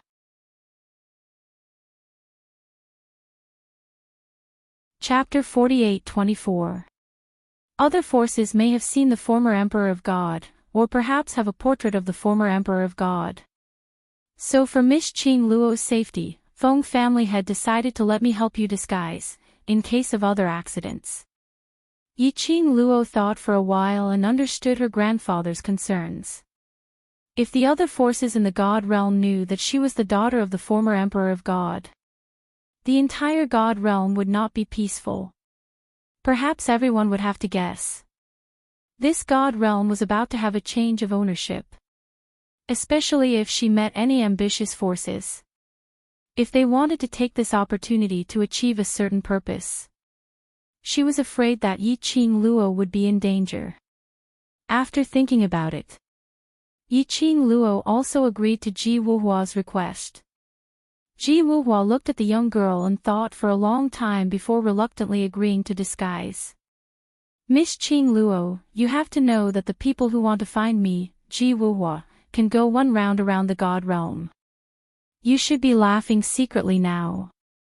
"Why should I laugh secretly? Can't I laugh openly?" Yi-Ching Luo curved her pink lips and raised her eyebrows at him. Ji Wuhua said, "Okay, you are a member of the Feng family, you are right." It was really difficult to flirt with this Miss Feng. Originally he just wanted to prove that his charm was not affected. But the more he flirted, the more he doubted his charm. Can't he shut up? Ji Wuhua directly took out the tools and began to toss Yi-Ching Luo's face up and down. After this toss, just like that, it took 4 hours. Yi-Ching Luo couldn't bear it and fell asleep in the middle. When she opened her eyes again, Ji Wuhua was already finishing up the work. The man who was as handsome as a fox lowered his head. His face was no longer the pretentious demeanor and the cheeky look that made people want to hammer him to death. His eyes were full of seriousness and solemnity. Actually, this Ji Wuhua did belong to the type of handsome man. When he was serious, he was not bad. But the man who was serious for no more than 3 seconds, after being stared at by Yi-Ching Luo for a while. Suddenly he laughed proudly with his hands on his waist. "Miss Ching Luo, now you've finally found out that I am extraordinarily handsome, have you fallen in love with me?" Yi-Ching Luo. Was it too late to take back the compliment? He was simply a peacock. Yi-Ching Luo rolled her eyes. "Hurry up and do it." Ji Wuhua pushed him towards the bronze mirror. "It's done." Yi-Ching Luo looked at the bronze mirror. Her long and narrow eyes were slightly startled. In the bronze mirror, there was an extremely seductive and beautiful young girl. Her porcelain white skin was like jade, and it seemed to emit a jade-like glow. Her pair of charming eyes were curved, and at the end of her eyes, there was even the outline of a gorgeous mandala flower blooming. She had a sharp nose and bright red lips. Her facial features were exquisite. Regardless of whether they were taken apart or gathered together, they were pleasing to the eye. Simply, she looks like a domineering sister. It could be said that this face was completely different from her previous face, but it still vaguely resembled her. This was the same as what she had experienced in the 21st century, one of the four great evil arts of Huaxia, the makeup artist, the beauty filter, big eyes, thin face, and so on. But this face made the young girl look even more like an older sister. Her smile and frown made her look extremely flirtatious. Don't you think it's great? Ji Wuhua was full of pride. My disguise skill, if I claim to be number 2 in the god realm, absolutely no one dares to claim to be number 1. He deliberately raised his brows. A look of adore me. The end of this chapter. Waste 7th young miss, Overlord, please be gentler. Chapter 48-25. Yiqing Luo touched her own face. It felt so real, as if it was her own face. Or rather, after Ji Wuhua had disguised her face, there was no feeling on her face at all. It was as if this face was originally her face. This was the art of disguise. It was simply the art of changing one's face. This peacock usually looked very unreliable. At the critical moment, it was quite amazing. Yiqing Luo rarely praised the peacock. You are awesome. Ji Wuhua's tail immediately perked up as his devilishly charming phoenix eyes curved, his entire handsome face inched towards Yiqing Luo's direction. Now do you know how powerful I am? Are you interested in admiring the moon tonight? I can accompany you to talk about poetry and life philosophy. Yiqing Luo raised her hand and pressed her palm on Ji Wuhua's head, pressing him back. Her pink lips moved slightly and spat out a word, get lost. Ji Wuhua lowered his head and smacked his lips. Granny Feng's voice came from outside the door, young miss, the master is urging you. Yiqing Luo brushed the light and soft long dress on her as she responded. Then she walked out of the room. Granny Feng was slightly stunned when she saw the enchanting young girl in red clothes and black hair. Her eyes were full of amazement. No wonder you are the Flower King. Your ability of disguise is superb. Of course. Don't you know who I am? Ji Wuhua raised his chin arrogantly. Yiqing Luo rolled her eyes at him. It was just a casual compliment. His tail was wagging to the sky. She had no idea how this peacock could become one of the 3 kings in the divine realm. There must be a conspiracy. Yiqing Luo cursed in her heart. She suddenly felt warmth under her feet. Xiao Tuanzi hugged her leg and rested his chin on her leg, looking up at her. Fairy sister, Xiao Tuanzi was dressed in a luxurious brocade robe and his hair was neatly combed. Xiao Tuanzi was so handsome at such a young age that he could attract many girls' hearts. He would definitely be a troublemaker when he grew up. Yiqing Luo bent down and picked him up. How did Cici recognize me? With a disguise, he would be able to cling onto her thighs accurately. Feng, she tilted her head. Because fairy sister is the prettiest. What a sweet mouth. Yiqing Luo pinched Xiao Tuanzi's chubby cheeks. Let's go, sister will bring you to eat something delicious. The banquet was held in the courtyard of the Feng family. The distance to the main courtyard which Yiqing Luo was staying in was separated by a street's distance. The reason why it was set up this way. It was because of the rumors of the Feng family's treasures. Feng family master also didn't want someone to take the opportunity to enter the Feng family's main courtyard and ruin the reunion banquet. Thus, the banquet was directly set up in the courtyard. The minute Yi Qing Luo left the Feng residence, she saw Feng Zhangqing standing beside a bright horse carriage. The man was dressed in a bamboo green robe embroidered with exquisite bamboo leaves. He looked fresh and elegant, gentle and refined. While he stood there quietly, he was extremely quiet. He did give off the vibe of a young master. He heard footsteps. He immediately raised his head, and when his gaze fell onto Yi Qing Luo, he gave a warm smile. Miss Qing Luo. Yi Qing Luo smiled at him. The group boarded the carriage. Then they headed towards the direction of the courtyard. The courtyard was extremely spacious. Feng family master set up the banquet in the garden. Beautiful purple and red flower beds, shady trees. It looked extremely beautiful. In the huge garden, table after table of delicacies were set up. The fragrance of wine and food lingered in the air.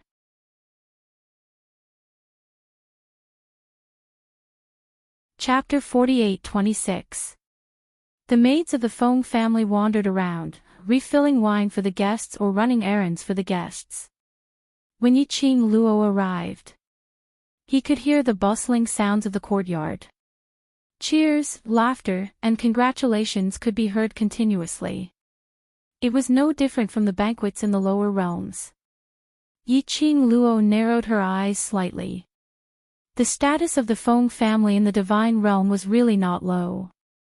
Miss Qing Luo. Feng Zhangqing's voice was heard from outside the carriage's curtains. Yi Qing Luo lifted the curtains. Feng Zhangqing stretched out his hand. For a man, this action was considered normal and gentlemanly. But Yi Qing Luo didn't stretch out her hand. She just pursed her lips and smiled. He held Feng Shi's hand and jumped out of the carriage nimbly. Feng Zhangqing did not feel embarrassed, and withdrew his hand. Outside the door, there were many guests, and it was extremely lively. This was the first time Yi Qing Luo had seen so many people since she arrived at the God realm. They had no intention of entering through the main entrance. After all, there were too many guests at the main entrance. Everyone was full of curiosity about the adopted daughter recognized by the acting Shen Huang of the Feng family. Naturally, the main character's appearance had to be grand. Feng Changqing and Ji Wuhua went to park the carriage. Feng Po led them along another path. Not long after they entered the courtyard, Feng Shi had a stomachache, so she dragged Granny Feng to the toilet. Yi Qing Luo originally wanted to tag along. Feng Shi refused. She put on an aggrieved face, not wanting to embarrass herself in front of her fairy sister. Yi Qing Luo could only let him be. Granny Feng asked Yi Qing Luo to wait for her while she took Feng Shi to solve the problem. Yi Qing Luo found a stone bench and waited for Granny Feng and Feng Shi. However, just as he sat down, someone came looking for trouble. "It's you. Did we see it wrong?" She actually also came to the banquet set by Patriarch Feng. Behind him, there were a few surprised female voices. Then, a few mocking voices could be heard. "Look at her. She doesn't even have a guide. Could it be that she snuck in?" There were quite a few guests in the surroundings, and when they heard the commotion, they all looked over. The gazes of the guests obviously encouraged those women. A group of orioles and swallows immediately walked towards Yi Qing Luo's direction. One of them stretched out his hand and placed it on Yi Qing Luo's shoulder. "Hey, slut," her words were stuck in her throat when she turned around. The woman did not put her hand on the young girl's shoulder as she wished. Instead, it was held back by a fair hand. "What are you trying to do?" The girl's clear voice revealed a bit of coldness. When he saw the faces of the women in front of him, Yi Qing Luo couldn't help but raise her brows. Enemies are bound to meet on a narrow road. These people, wasn't she one of the women from the flower peacock's harem that he met in the 100-flower garden? His wrist was locked by her. It was the woman who had led the group that day, Hong Mei. She was the woman who claimed that the acting divine emperor was her uncle. He hadn't thought of it before. Now he saw Hong Mei. Yiqing Luo then recalled what Hong Mei said earlier. The acting divine emperor was Feng Liqiong. Hong Mei was calling Feng Liqiong uncle. But Feng Liqiong was her little uncle. Therefore, where did Hong Mei come from? She had never heard that she had a sister. While Yiqing Luo was deep in thought, the group of women in front of her were stunned when they saw the young girl's face. Mistook me for someone else. They were clearly looking over from afar. This red-robed young lady's back view was extremely similar to the young lady whom they met in the 100-flower garden some time ago. They thought. Here, they met the new love whom her husband doted on so much.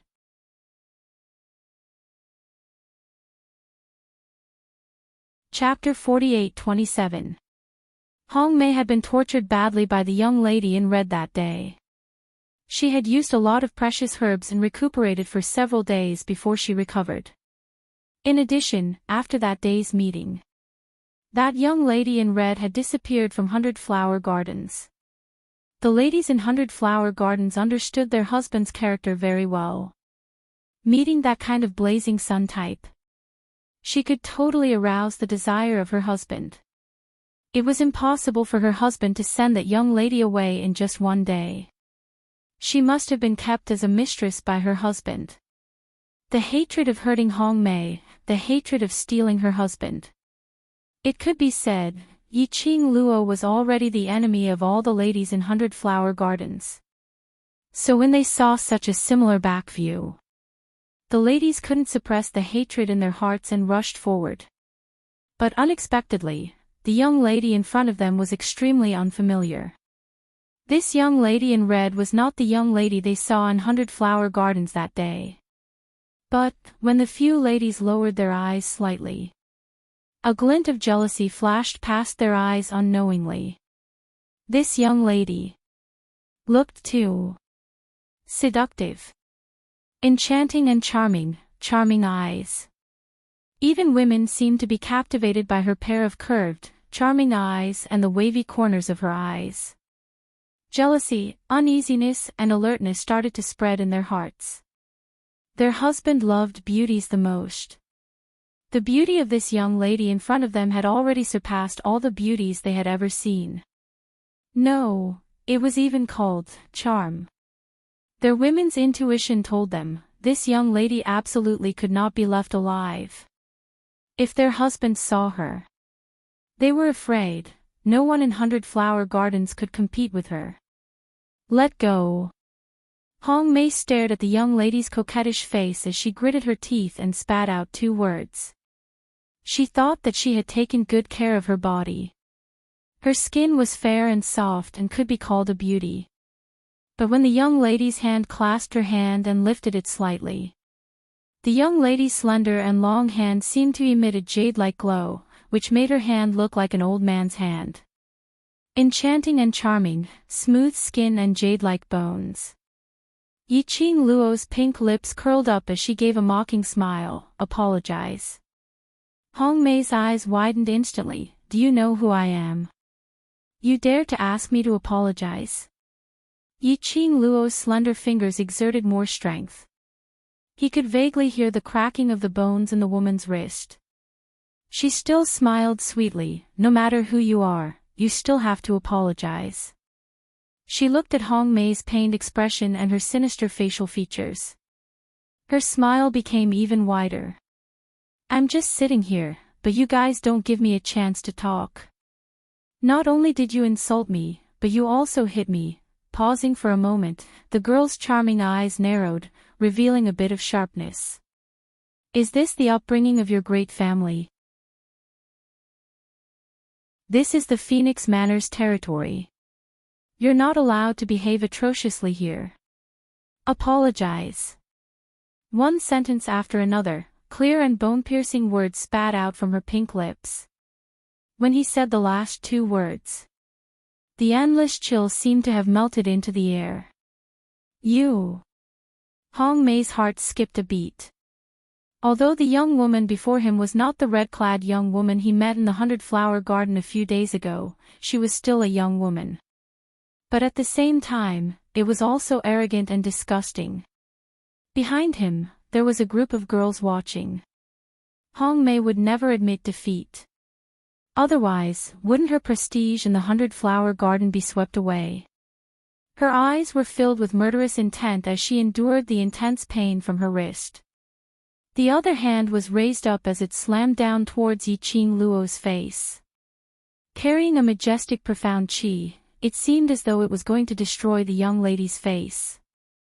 Yiqing Luo on the other hand released her wrist as her figure abruptly retreated 2 steps.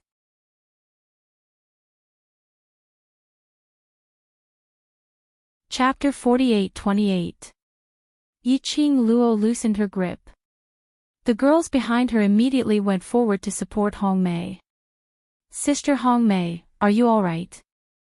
A group of people crowded forward with concern.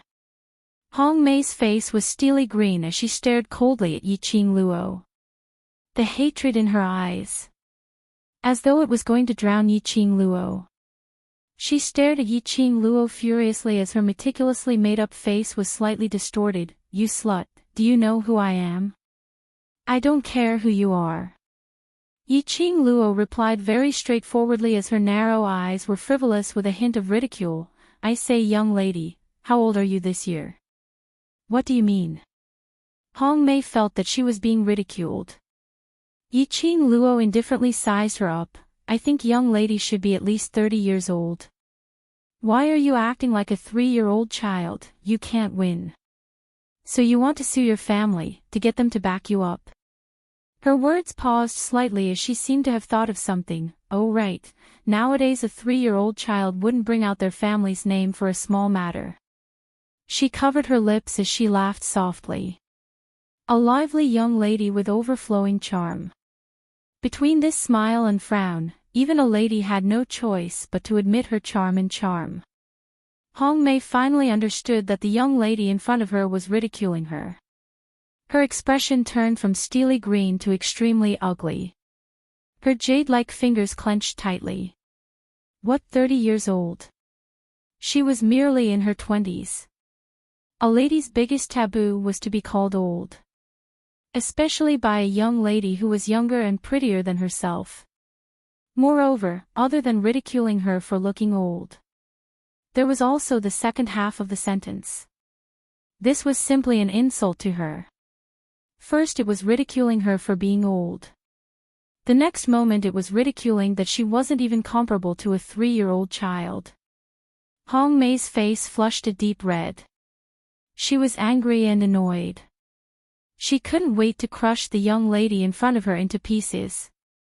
Yiqing Luo raised her brows as her charming eyes sparkled. Why? Am I not speaking the truth? She slowly inched forward by a few inches. This movement. It shocked Hong Mei as she subconsciously took 2 steps back. He seemed to have an indescribable fear towards the young girl in front of him. Yiqing Luo curved her pink lips and looked at Hong Mei's action with some ridicule. Those who can come to the Feng family's banquet are either rich or noble. I didn't expect God Realm's noble daughter to have such an image. She scoffed and said in a mocking tone, how disappointing. The few ladies didn't understand the deep meaning behind the 2 words, God Realm, that Yiqing Luo mentioned. He only noticed the other meaning of this sentence. This young girl had never seen a noble daughter before. This also meant that this girl was not a member of the nobility. Then she was just a commoner. With this understanding, the gazes which the few ladies shot towards Yiqing Luo were filled with despise. In the immortal world, it was different from those in the lower realm where the strong ruled and the fist was supreme. The people of the God realm attached great importance to bloodline. They also attached great importance to the division of ranks between races. To the royal family or the nobles, the peace nation. They were inferior existences. The royals and nobles looked down on the people of the plebs. facing the peaceful people. The nobles had an innate sense of superiority. You're right, this is the Feng family's banquet. Among the chatter, a lady spoke up, those who come are either rich or noble, then. May I ask, which family's daughter are you? Why have we never seen you before? This group of ladies were the daughters of various large aristocratic families. They wandered in the aristocratic circle all year round.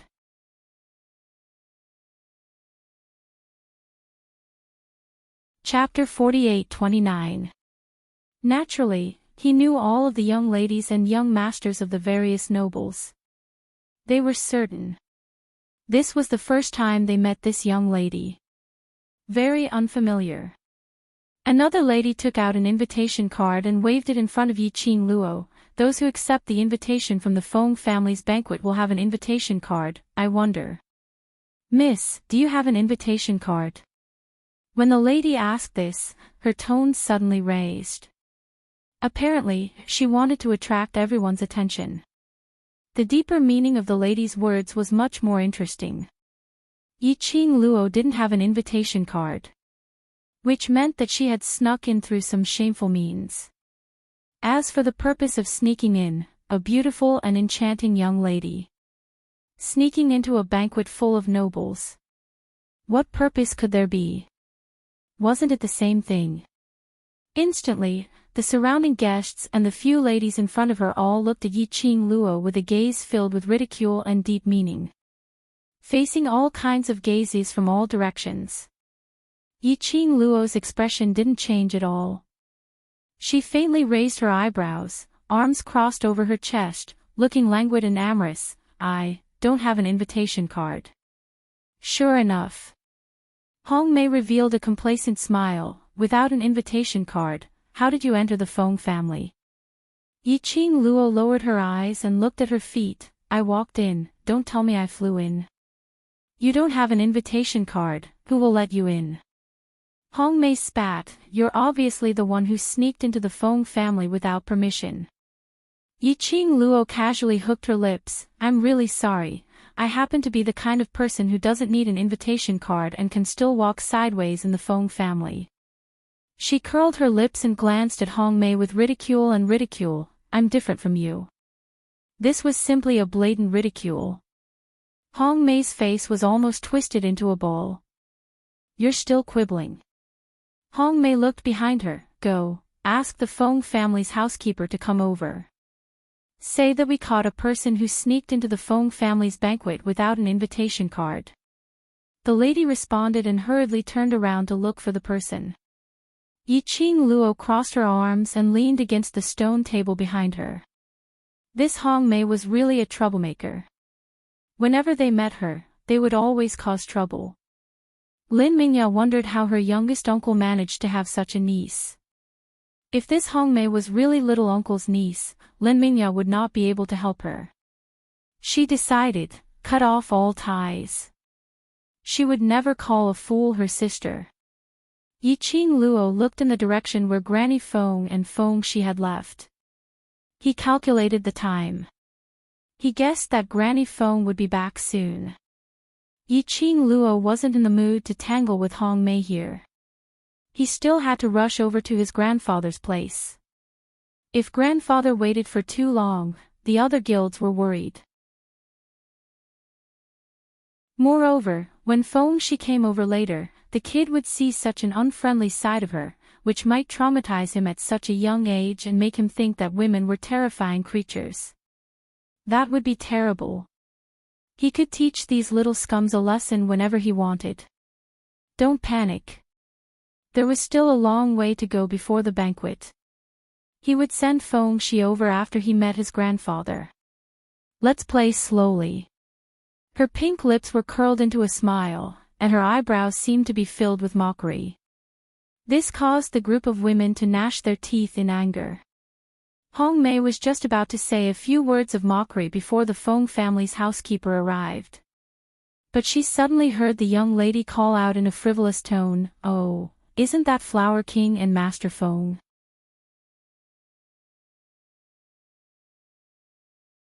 Chapter 48-30.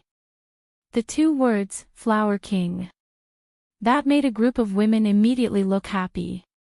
Is it my husband? Is he here? Where is he? A group of women suddenly looked around. Sure enough, they saw two extremely outstanding people in front of the crowd. One was in a pink brocade robe, extremely charming. The other was in a bamboo robe, gentle like a young master of a noble family. The two of them had completely different styles, but when they stood together, they were inexplicably harmonious. It was pleasing to the eye. The women immediately exclaimed in ecstasy and rushed towards the direction of Ji Wuhua. Hong Mei was just about to rush over with her sisters. Suddenly, she remembered the voice that reminded her just now. It seemed to be the voice of that girl in red. Hong Mei's brows twitched and she immediately turned back. Where was the figure of the girl at the stone table? She looked around once. She didn't see that fiery figure of the girl. She actually ran away. Hong Mei clenched her fists and cursed in her heart. That slut definitely had a guilty conscience. So she took the opportunity to escape. If there was a chance to catch her, she must expose her in public. Hong Mei suppressed her anger and turned back to look at Ji Wuhua, who was surrounded by a group of women. She immediately adjusted the expression on her face. Then she swayed her slender waist towards Ji Wuhua and greeted him. Yiqing Luo deliberately brought up Ji Wuhua and Feng Chongqing. It was actually a complete accident. She mainly glanced at Granny Feng, who was bringing Feng Shi over. So she said that casually. She didn't expect it to be such a coincidence. Forget it. Anyway, Ji Wuhua was a peacock. He couldn't live without women. She sent a bunch of women in front of Ji Wuhua, letting him hug them on both sides. She left them to Ji Wuhua to drag. Yiqing Luo walked towards Granny Feng with a smile and took Feng Shi from her arms. Granny Feng's gaze went past Yiqing Luo and looked in the direction of Hong Mei and the others. Young miss, what happened? Nothing. Yiqing Luo smiled and waved her hand. Granny Feng saw that there were no extra marks on Yiqing Luo and her mood was not affected much. Then she was relieved. Little miss, you are the little miss of the Feng family and the future patriarch of the Feng family. If you encounter any problems, just ask the family head for help, Granny Feng instructed as she led the way. Yiqing Luo followed behind, her eyes filled with smiles. I know, I won't stand on ceremony with grandfather. Granny Feng led the way. Yiqing Luo could clearly hear the noise of singing and dancing, getting clearer and clearer. Granny Feng arranged for them to rest in a room dozens of meters away from the banquet. The distance and direction. Coincidentally, he could see a portion of the banquet.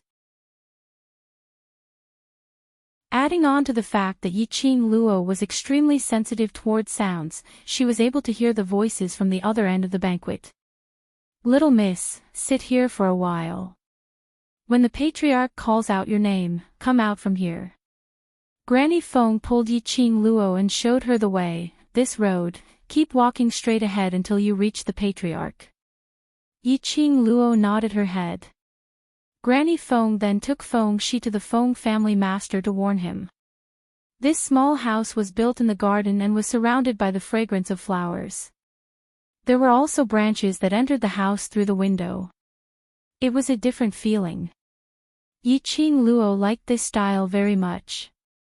The sound from the banquet was very lively. Yiqing Luo leaned against the window and looked towards the banquet.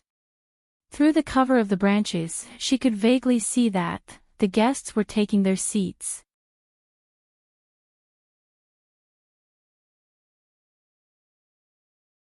Chapter 48-31. Yiqing Luo's gaze fell on the group of people who were sitting in a group. It was Hong Mei and that group of people. At this time, each and every one of them were sticking to Ji Wuhua's side, trying to please him. Ji Wuhua was indeed patient when facing women. His face was full of smiles as he appeased them one by one. Feng Zhangqing was so annoyed that he left Ji Wuhua and headed towards Patriarch Feng. About the time it took for half a stick of incense to burn. The guests were basically all seated. There were no more guests entering the banquet. Patriarch Feng got up happily and started his lengthy opening speech. It was nothing more than praising Yiqing Luo in all kinds of ways. It attracted the echoes of numerous guests. Yiqing Luo half supported the window as she looked at Patriarch Feng's joyful look from afar. Her pink lips unconsciously hooked up. Grandfather was really very happy. Seeing grandfather so happy. She agreed to this reunion banquet and didn't feel that it was so troublesome. She was looking at Patriarch Feng with a smile, reading the opening speech. Suddenly, her ears moved slightly. The smile on her face disappeared as her gaze suddenly congealed to a place not far away from the window. A black shadow flashed past. Vaguely, there was a bit of dangerous aura.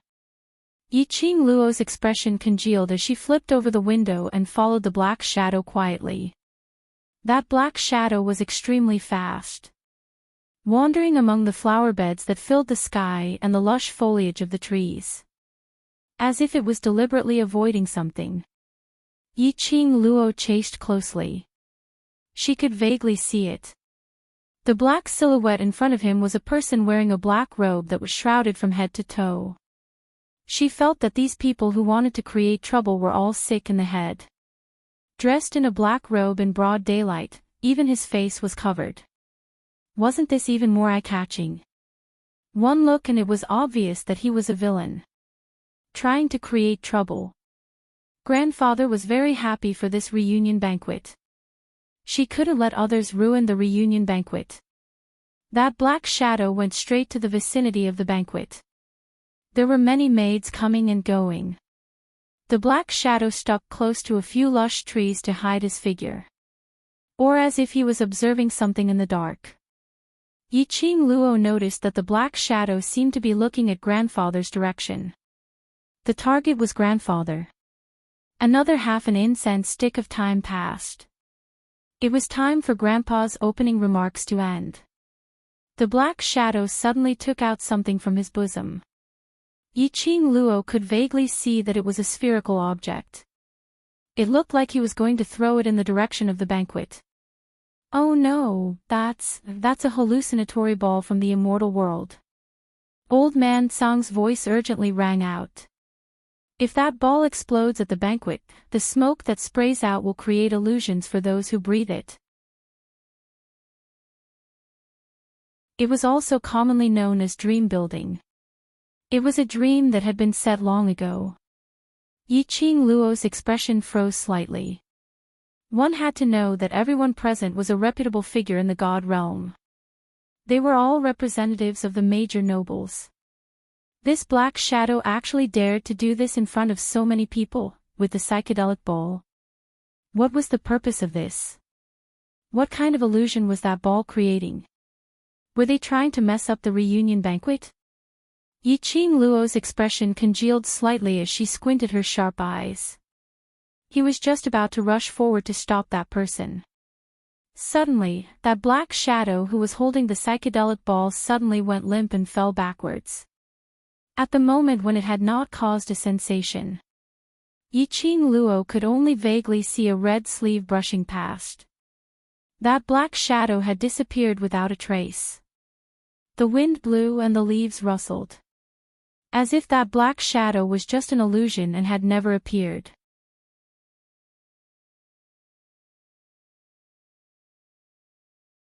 Chapter 48-32.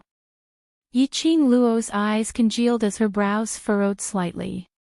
She quickly moved and stopped at the place where the black figure had hidden itself. Her gaze surveyed the surroundings as she released her senses. Indeed, she didn't feel any abnormality. Impossible. Someone must have taken that black shadow away just now. What was their motive? Not waiting for Yiqing Luo to ponder over the reason. A mischievous person came looking for her. It's you. Hong Mei's voice was heard, "You commoner, you really sneaked into the banquet. What motive do you have?" Yiqing Luo turned her head. Then, he saw Hong Mei leading a few of her bewitching girls and 10 odd guards charging over in a ferocious manner. Hong Mei originally led a group of sisters, surrounding Ji Wuhua and fawning on him. But there were too many people crowding around. She only had one husband. Even if Ji Wuhua treated every lady gently and said a few words to her. But there was no way to take care of everyone. Plus Hong Mei had just been ridiculed by a commoner young lady.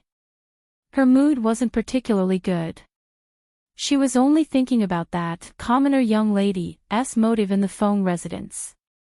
It was a coincidence. She just happened to see the red-robed young lady's figure looming in the trees not more than 10 steps away from the banquet. She seemed to be hiding there, spying on everything at the banquet. Hong Mei was instantly excited. Indeed, someone who sneaked into the banquet. Now she was still hiding in the dark and didn't dare to show her head. If she was at the Feng family's banquet. If she caught this unknown person. If she caught her in public and chased her out of the Feng family's courtyard, this was also beneficial to her family. It could also let her husband's sight be placed on her alone. And that slut would also be cursed by everyone in the god realm. Hence. Which resulted in the above incident where Hong Mei led her men to surround Yiqing Luo.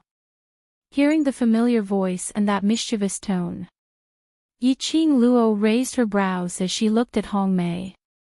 She hadn't looked for Hong Mei yet. Hong Mei actually came knocking on her door. Did she have to stick her face in front of her for her to slap? Yiqing Luo couldn't understand this trick. Hong Mei pointed at Yiqing Luo and looked at the guards behind her. It's this woman, she must have some motive for sneaking into the banquet. Quick, catch her. The guard stared at the girl in red in front of him. Suddenly, he hesitated.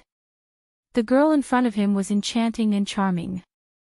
Her pair of charming eyes seemed to ripple with the colors of the starry sky. He just stood there. It was as if a fairy from the ninth heaven had descended to the mortal world. He didn't seem like someone who would do something like sneaking into the banquet. Especially, Hong Mei didn't know. But the guards could tell at a glance. The blazing red robe on the young girl seemed to have a simple design and embroidery. But in fact, whether it was the fabric or the embroidery, that was the exclusive top design of the Feng family. Especially, on the girl's chest. It was embroidered like cherry blossoms. Isn't this the symbol of the Feng family? This girl, it was related to the Feng family. The guard's hesitation caused Hong Mei's expression to immediately darken. What are you all standing around for? I can guarantee you that she doesn't have an invitation on her. Looking at Hong Mei's gloomy face, Yiqing Luo's heart suddenly welled up with a trace of playful laughter. Her pink lips curled up into a bright smile. Yeah, I don't have an invitation. Heard that. She admitted it herself. Hong Mei grabbed the guard next to her. She doesn't have an invitation and yet she appeared here sneakily. There must be something wrong. Yiqing Luo's smile became even more radiant as her long and narrow eyes curved.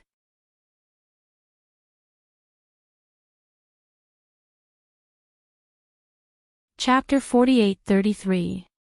I'm so powerful, even without an invitation, I can still come and go freely in the Feng family. The young lady said with a smile. Her tone was very calm.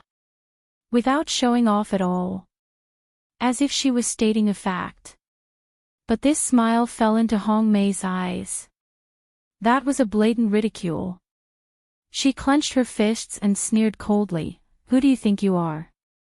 Saying such words at the Feng family's banquet, aren't you afraid of cutting your own tongue? Some people just overestimate themselves. You've already been caught in the act, yet you're still putting on an act. Relying on that vixen face of yours, even the Feng family's guards are captivated. What a great ability. Isn't that so? The girls started to talk at once and started the ridicule mode. The guards' faces darkened when they heard that. What did it mean that they were captivated by a woman? They didn't have any eyesight. And even questioned their professional security. But the other party was a guest. No matter how dissatisfied they were in their hearts, they had to forcefully suppress it down. Ignoring this group of women. Anne. The young lady who was ridiculed by the crowd. At this moment, her hands were crossed in front of her chest, looking at them lazily. As if looking at a retard. That enchanting and charming face, there wasn't a bit of embarrassment and anger. That kind of arrogance, elegance. It was an innate nobility that was naturally formed. What you said is right, some people just overestimate themselves. The young lady's clear voice, with a hint of ridicule. She tilted her head and blinked her charming eyes. Why don't we make a bet? What do you want to do? Hong Mei's brows tightened vigilantly. Yiqing Luo's pink lips curled up slightly. Let's bet, between the two of us. Who will be thrown out of the Feng family's courtyard first? How about it? Hong Mei stared at her up and down, as if trying to see what tricks she was playing. Yiqing Luo's slender fingers touched her lips. You don't dare. Sister Hong Mei, just bet with her.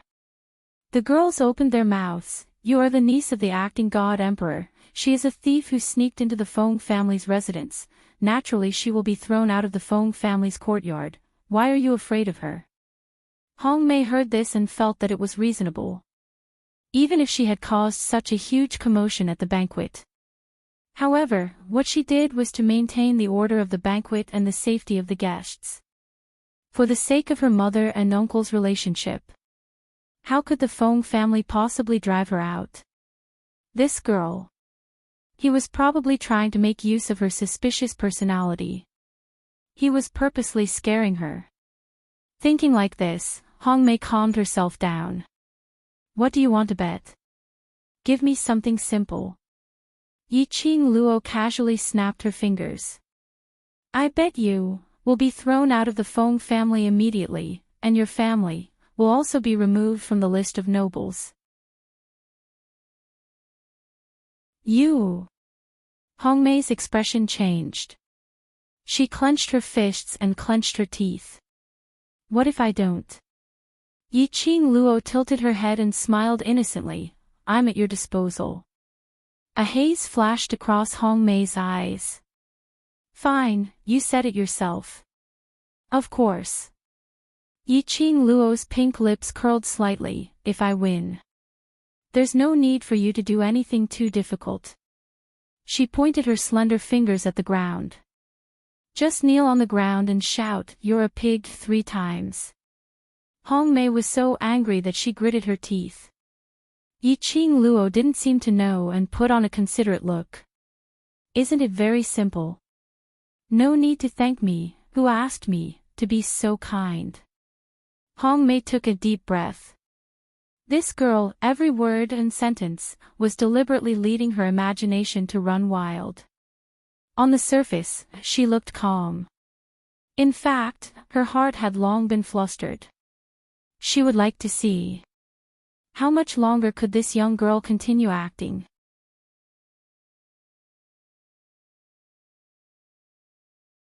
Chapter 48-34. Good. Hong Mei gritted her teeth and spat out a word. After that, she carefully stared at Yiqing Luo's expression, trying to see the panic on the young lady's face. But she only saw a mocking sneer on the young lady's face. As though she had made a stupid decision. Hong Mei's heart thumped hard. She had an inexplicable ominous premonition. After Hong Mei agreed. Yiqing Luo's long and narrow eyes curved up, like a blooming rose, full of flames. I wish you good luck. I hope your position in the Feng family is very high. Words with a smile. But it was full of ridicule. Hong Mei sneered and raised her chin. That's natural. The girls next to her laughed like a flower. I'm afraid you still don't know who our sister Hong Mei is. She is the niece of the acting god emperor. The acting god emperor and the host of today's banquet, Patriarch Feng. Are father and son. That means Sister Hongmei is Patriarch Feng's granddaughter. The girls laughed together. Do you think Patriarch Feng will chase Sister Hongmei out? Under the flattery of many beautiful women, Hongmei was even more proud. Suddenly she became more confident. Looking at the group of girls in front of her, she smiled delightedly. Yiqing Luo's expression didn't change as she lightly spat out a word, "Oh." After that, her pink lips curved, "Then you know." She raised her slender hand and pointed at the banquet, at the old man standing at the main seat. Her charming eyes winked playfully at him. After that, she retracted her gaze and looked at Hongmei. This banquet, who is it for? Don't tell me you want to say it's you. Hongmei ridiculed. Yiqing Luo nodded smilingly, yes. Hongmei couldn't help laughing, ha ha ha. You don't even know who today's banquet is for and you dare to say it's for you. This is the funniest school bell I've ever heard. Today is the banquet set up by the Feng family's patriarch for his granddaughter. Don't tell me you're going to say you're Patriarch Feng's granddaughter? Ha ha ha. A few of them were giggling like orioles and swallows. The purple-clothed, black-haired girl rested her chin on her slender hand and nodded seriously. It's me. Ha ha ha, the group of people laughed even louder. Amidst the women's mocking laughter, the girl moved gracefully. He walked past them and headed straight for the banquet. A young girl dressed in a purple dress that was as beautiful as jade walked slowly and elegantly. Her silky black hair was combed into an exquisite hairstyle. Her enchanting face was devastatingly beautiful. She was like a fairy that had walked out of a painting. With a single glance, one would be captivated.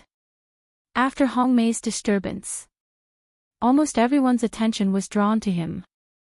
Hongmei's voice was so loud. Everyone could roughly understand what was going on. They were all trying to guess the girl's identity. Everyone watched as the girl walked step by step towards the main seat of the banquet, towards the high-spirited old man dressed in an embroidered robe. Then, he stood in front of the old man. He stretched out his hand. She smiled and said in a soft voice, "Grandfather." 2 simple words. However, it was like a bolt of lightning that struck the hearts of everyone present. One after another, they stared nervously at Patriarch Feng's expression. Immediately, they saw the old man raised his hand and held the girl's hand. "You, this child, are naughty. What's going on? Didn't I tell you to listen to grandfather's words and come out? Why did you run out by yourself?" Although his words were filled with complaints, but it was full of concern and pampering. 6 friends who read books, you can search for blue, and you'll find this site in the first instance. Waste 7th Young Miss, Overlord, be gentle with your love.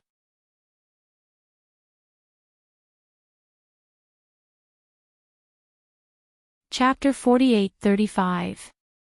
Yiqing Luo intimately moved forward and held the old man's arm. What happened just now? Let's not tell grandfather for the time being.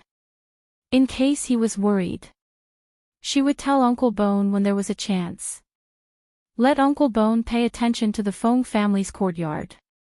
I just wanted to sneak out to take a look. I didn't expect. The young lady looked towards the direction of Hongmei and the others. She deliberately diverted the topic. Hongmei's action had already attracted the attention of the guests at the banquet. Yiqing Luo said so. Everyone's vision turned towards Hongmei. Suddenly they heard what Yiqing Luo hadn't finished her sentence. Miss Feng wanted to sneak out to take a look because of the liveliness of the banquet but was caught by Hongmei.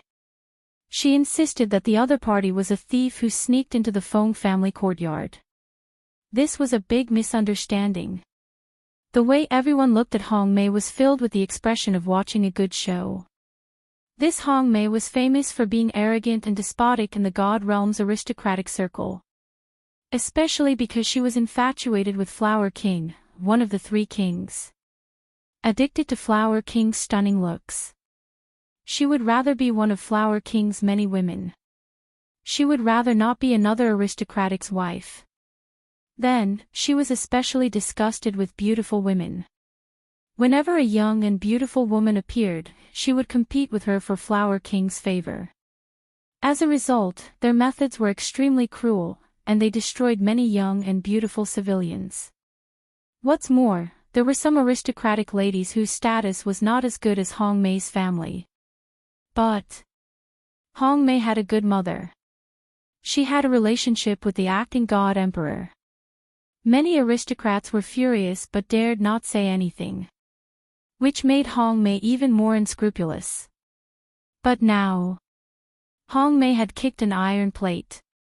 The enchanting beauty who was thought to be easy to bully. She became the miss of the Feng family who was doted on by the Feng family. Could Hong Mei still rely on her mother's power to survive?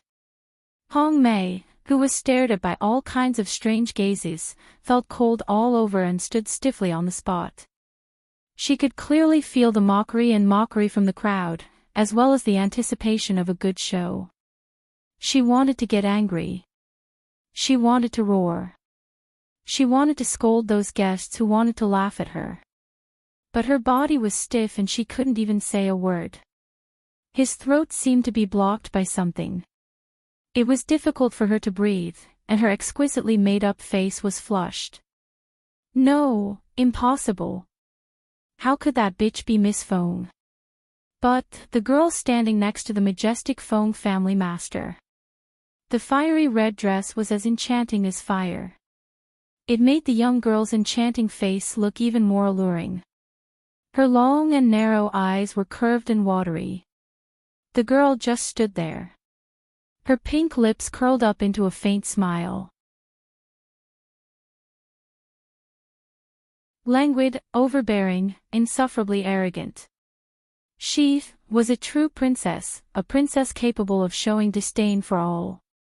Hong Mei's heart was thumping wildly. It sounded like it was about to jump out of his throat. She was dreaming, she was definitely dreaming. That bitch couldn't be Miss Feng. However, no matter how she opened and rubbed her eyes, everything in front of him, it was still happening. She continued to accept everyone's mocking gazes. Grandfather, it's her. When I just entered the Feng residence, she led that group of people to block my way and even tried to kill me in the Feng residence. Sob, sob, sob. Yiqing Luo held Feng family master's hand and smiled sweetly.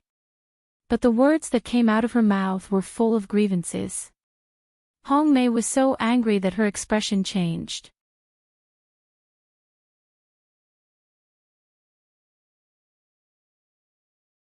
Chapter 48-36. You still have the cheek to mock me for having my family to back me up. What you're doing now, how are you any better than a 3-year-old? He was a slut who would complain to his elders if he couldn't win, and let his family back him up. How dare he say that to her? Yiqing Luo's long and narrow eyes curved as she smiled brilliantly, teasingly, and provocatively spat out the words, "You have a backer but you don't use it, you're a fool." He didn't want to complain. How was he going to make her hate him? Kill him? Feng clan master's face suddenly darkened. His gaze was sharp as he coldly glanced at Hong Mei. Miss Jiang. His voice was dignified, cold, and dignified. I don't know how my granddaughter offended you. You pestered her again and again, and you even insulted my most beloved granddaughter at such an important moment of the Feng family's banquet? What's more, he wants her life. His questioning tone caused the atmosphere of the entire banquet to tense up. Jiang. Hong Mei's surname. In other words, the God Realm. **T nobility. When Feng clan master said the word Jiang. In the VIP area, a middle-aged couple immediately stood up. Master Feng, please calm down. Feng family master laughed angrily. The good daughter you taught dares to make trouble so wantonly at my Feng family's banquet. You even pestered Miss Feng endlessly. Do you want me to calm down now? He directed his anger there. The Shi couple said, Tell me, what is the purpose of the Feng family's banquet today? It was a banquet set up for their Feng family's little princess. Even if he didn't know where this little princess came from. However, the Feng family's master was willing to hold a banquet to let the entire realm of gods know of the existence of the little princess. That was because they valued him highly enough. Moreover, looking at the doting and kindness of Feng clan master to the girl, it was completely obvious. How much did Patriarch Feng dote on that girl? Jiang the Shi couple knew. But he didn't dare to say it. Feng clan master didn't ask further. He sneered, and his dignified and cold eyes stared at Jiang Chen oppressively. Shi couple, now, I'm a little suspicious. Is Miss Jiang doing this under the orders of your Jiang family? Jiang the Shi couple's expression changed. Feng family head, this matter has absolutely nothing to do with our Jiang family. Everything is because this rebellious daughter is not sensible. Jiang the Shi couple immediately strode toward Hong Mei and kicked her. Kneel down and apologize to Miss Feng. Hong Mei sprawled on the ground, as his eyes stared deadly at Yiqing Luo. His hands were clenched into fists and his face was twisted. Apologize. Make her apologize to that bitch. No. Absolutely not. She retorted unwillingly, she never said that she was Miss Feng. I didn't know at all. I saw her sneaking around the Feng family. I was just worried about the safety of the Feng family. Feng family master sneered angrily, Jiang family, you raised such a good daughter, I'm afraid my Feng family can't tolerate you great Buddhas. Patriarch Feng. The Shi couple's faces turned pale. The Feng family was going to expel the Jiang family. Sever ties with the Jiang family. If the Feng family and the Jiang family became enemies. This also meant that the Jiang family's status in the realm of the gods would plummet. Countless aristocrats would give face to the Feng family. And sever ties with the Jiang family. Madame Jiang's face was pale as she spoke carefully, Patriarch Feng, this is merely a joke between the younger generation. Hong Mei is just thinking of the Feng family's safety.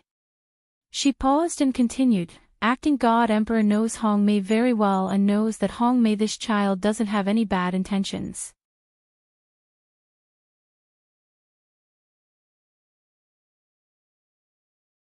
Chapter 48-37. Madame Jiang deliberately mentioned Feng Liqiong.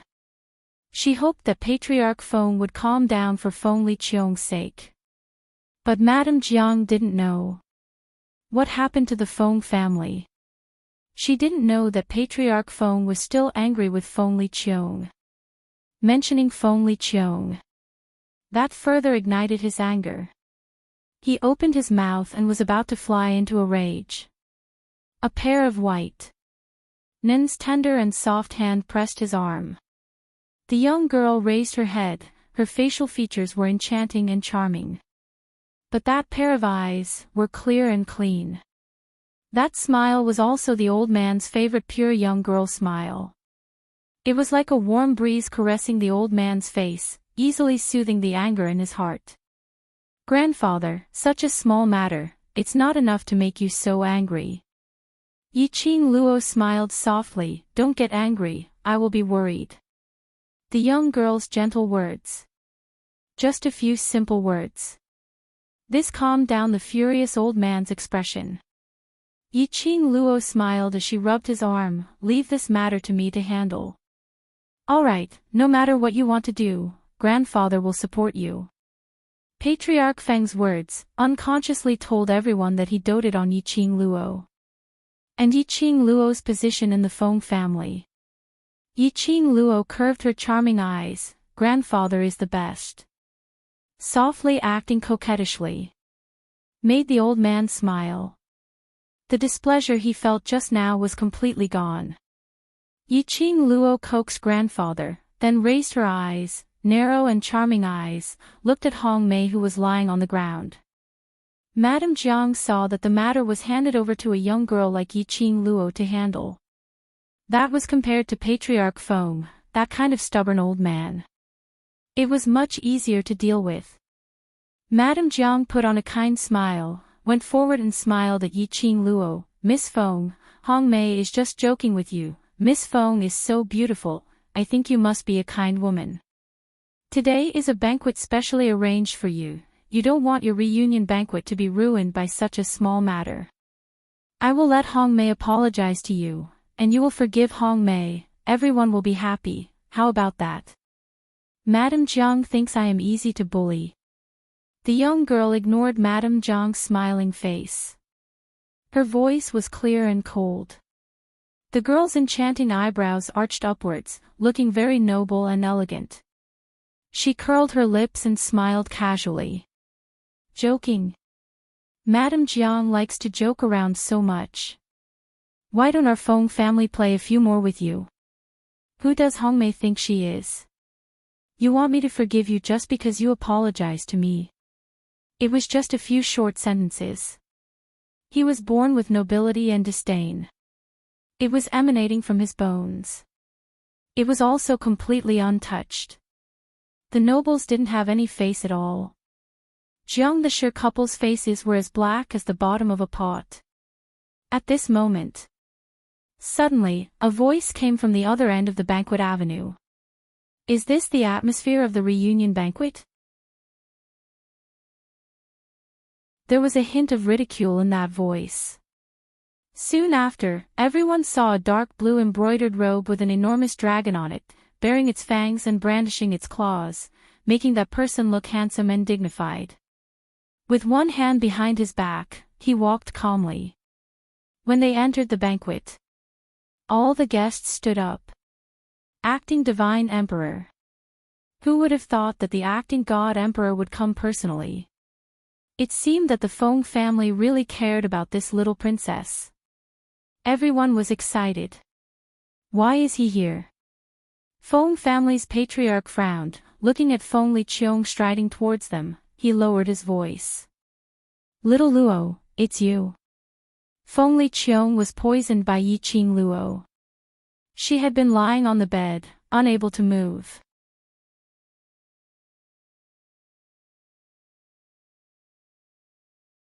Chapter 48-38. The head of the Feng family also had the intention of confining Feng Liqiong for a few days so that she could put all the messy things in her mind to the back of her mind. So he didn't allow Yiqing Luo to cure Feng Liqiong. Today's banquet. He didn't plan on letting Feng Liqiong participate either. But Feng Liqiong had arrived. Moreover, he seemed to be in high spirits. Obviously, he was in excellent condition. Other than Yiqing Luo, no one else could cure him. Little uncle wants to come. Yiqing Luo's charming eyes curved. After all, this is my reunion banquet, and currently, he is also my godfather. Of course I'll get the stage. Feng clan master frowned. This brat, I don't know what he will do. Little uncle is the acting god emperor. With his status, the banquet has already started. How could he cancel the banquet at the last minute? Yiqing Luo wasn't worried that Feng Liqiong would do that. To youngest uncle, protecting the Feng family and protecting God Emperor's reputation is the most important thing for him. Therefore, even if he really wanted the so-called treasures of the Feng family, he had been suppressing the restlessness in his heart. He was only secretly searching for the Feng family's treasures in a way that would not harm the Feng family. Feng family lord glanced at Feng Liqiong and snorted a few times. You're too soft-hearted. If that bastard does anything to embarrass you later, don't blame me for not giving face to his acting Shen Huang. His words were full of disdain. But the old man was obviously very happy. This reunion banquet. Naturally, it was best for the Feng family to be present. A family should be neat and tidy. Feng Liqiang strode to Feng Clan's lord's side, then turned around and faced the guests. Isn't this a banquet? Why are you all standing there? Be uncle. Suddenly, Hong Mei burst into tears. Uncle, save me. Save me. Hong Mei scrambled to her feet and pounced at Feng Liqiang. Uncle, Miss Feng. Miss Feng wants to kick me out of the banquet. You have to save me. I don't want to be kicked out. She still had a bet with Yiqing Luo. If he was really chased out. How could she have the face to live in this world? A figure suddenly appeared and knelt in front of Feng Liqiang. The Jiang couple were frightened out of their wits. When he saw Feng Liqiang's gaze shift to Hong Mei, he was startled. Madame Jiang had to grit her teeth and took the lead to take control of the sovereignty, acting Shenhuang. Hong Mei is just thinking for the safety of the Feng family. There is no malice. There is no need to make the younger generations play so stiff. Hong Mei sobbed and pinned all her hopes on Feng Liqiang. Uncle, Mei knows she was wrong. Mei won't mess around again. Uncle, please forgive Mei, this time. Feng Liqiang's eyes widened. Feng Liqiang's brows creased slightly as she lowered her head to look at the young lady by her feet, and then glanced sideways at Yiqing Luo. As though he wanted to see what Yiqing Luo's attitude was. Yiqing Luo knew what Feng Liqiang meant. Although Feng Liqiang would not do anything to tarnish the reputation of the Divine Emperor and the Feng family. But that didn't mean he wouldn't deliberately target her. After all, for her. Feng Liqiang still felt uncomfortable. No matter what she showed. Feng Liqiang would protect Hong Mei. Yiqing Luo simply curled her pink lips and smiled sweetly. I didn't expect Miss Hong Mei to be Godfather's niece. In this way, you can be considered as my cousin. When she said the words, Godfather and cousin, the young lady deliberately emphasized the tone of her words, revealing some meaningful ridicule.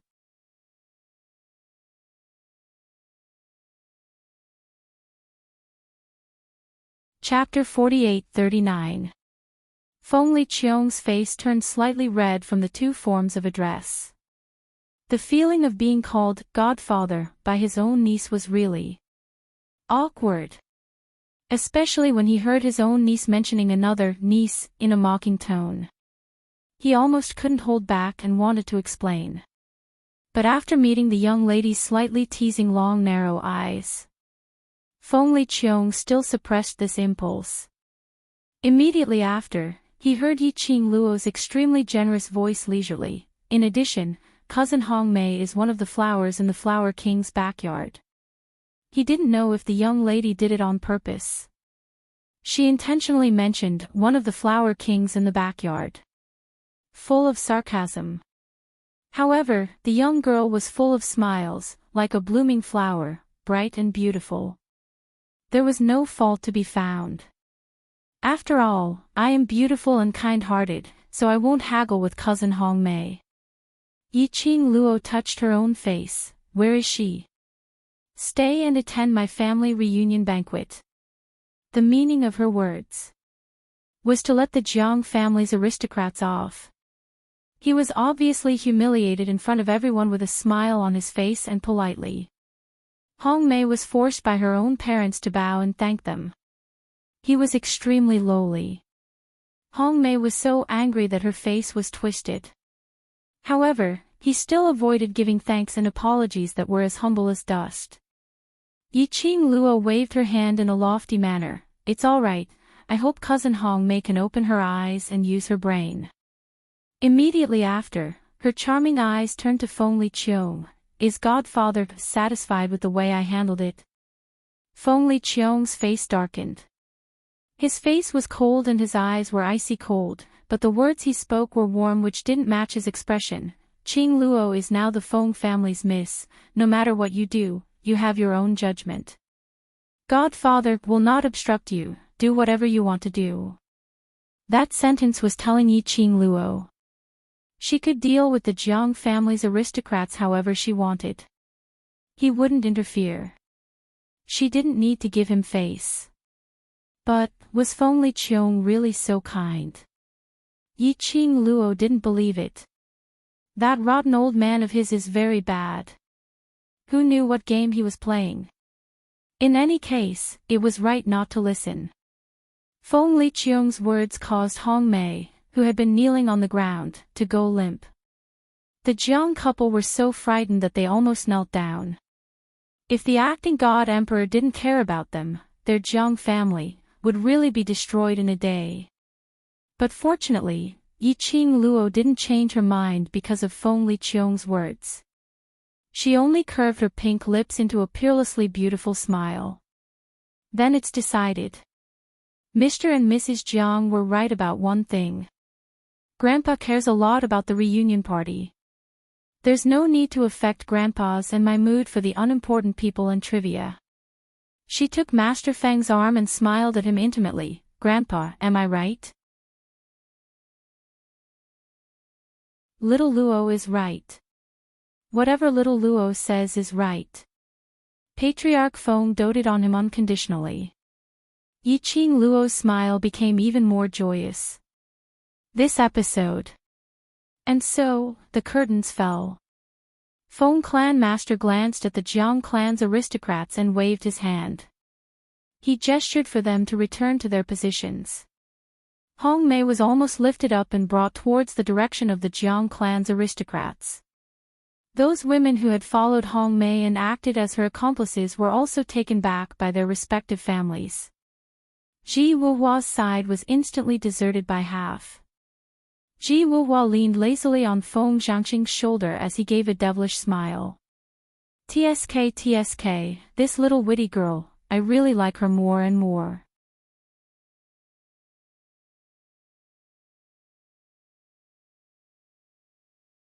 Chapter 4840. With just a few words, she not only suppressed the purpose of the acting emperor, but also made the nobles of the Jiang family, as well as me, owe her a big favor. Ji Wuhua, who was covered in fleas, arched his back and said, I can guarantee that she is definitely not someone who will let things go peacefully. I'm afraid, there are more exciting things waiting for Hong Mei. She's your woman. Don't you feel sorry for her? Feng Zhangqing glanced at him. Beauty. I feel sorry for her.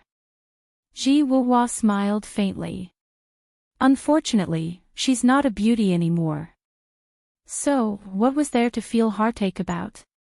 His voice started to sound like horse fleas as he twisted his body. Miss Qing Luo is the most compatible with me. The more I see Miss Qing Luo, the deeper my feelings towards her. Don't even think about it, Feng Zhangqing said lightly. She can't possibly like you. How could there be a woman in this world who doesn't like me? Ji Wuhua abruptly sat up straight as he caressed his own face with one hand. Say, what kind of person do you think is able to attract Miss Qing Luo's attention? He sighed, I'm so good looking but Miss Qing Luo doesn't even fancy me. Don't tell me there's a man who is better looking than me in this world. Feng Changqing. He turned his head away with an expression that said, I don't want to talk to this idiot. However, when Feng Zhangqing slightly lowered his eyes, that gentle face had a hint of melancholy that flashed for a moment before disappearing. Hong Mei returned to her seat. There were also sounds of ridicule coming from all directions. It was especially so for the noble lady who was not used to seeing her. She sneered, some people are really bold. I'm afraid they didn't bring their eyes when they went out. They didn't even recognize the high and mighty Miss Feng. Not only did I not bring my eyes, I didn't bring my brain either. Does she have a brain? Ha ha ha. She actually wants to ask Miss Feng for the invitation to the Feng family's banquet. She is the miss of the Feng family, the little princess that the master of the Feng family dotes on. Indeed, even without an invitation letter, she can still rampage in the Feng family. Ha ha ha, what a joke. Be it the lower realms or the god realm. A person's bad nature would never change. When a wall is down, everyone gives it a push. even if Miss Feng was merciful and forgave Hongmei. But the impact of this matter on the nobles of the Jiang family was not insignificant. Even if they could still stand firmly among the ranks of nobles. But they were not on the same level as the nobles of the Jiang family who were above thousands of nobles before today. Hongmei was so angry that she wanted to explode. However, the Jiang couple glared at him. Do you think you haven't caused enough trouble? If it wasn't for the fact that they were at a banquet. They all wanted to beat this evil woman to death. After the episode, Patriarch Feng followed the procedure. He introduced Yiqing Luo to the public once again. Everyone's congratulatory and praising voices rang out continuously. The banquet officially began. The group of people ate, drank, and had fun. They were very carefree. Yiqing Luo had been obediently following beside Patriarch Feng, allowing Patriarch Feng to present her like a treasure, introducing her to numerous aristocrats. He accompanied her for a few drinks. Yiqing Luo's cup was replaced by tea. A group of people gathered around a table. Yiqing Luo was introduced. It was one of the 5 great aristocratic families, the Shen aristocratic family. The other party was also a grandfather and a grandson. Obviously, the old man on the other side had a good relationship with Patriarch Feng. The two of them drank a few cups of wine. Old Shen began to inquire, "Where did Patriarch Feng deceive this granddaughter of yours? She looks so beautiful, I wonder if she is married." The moment these words came out,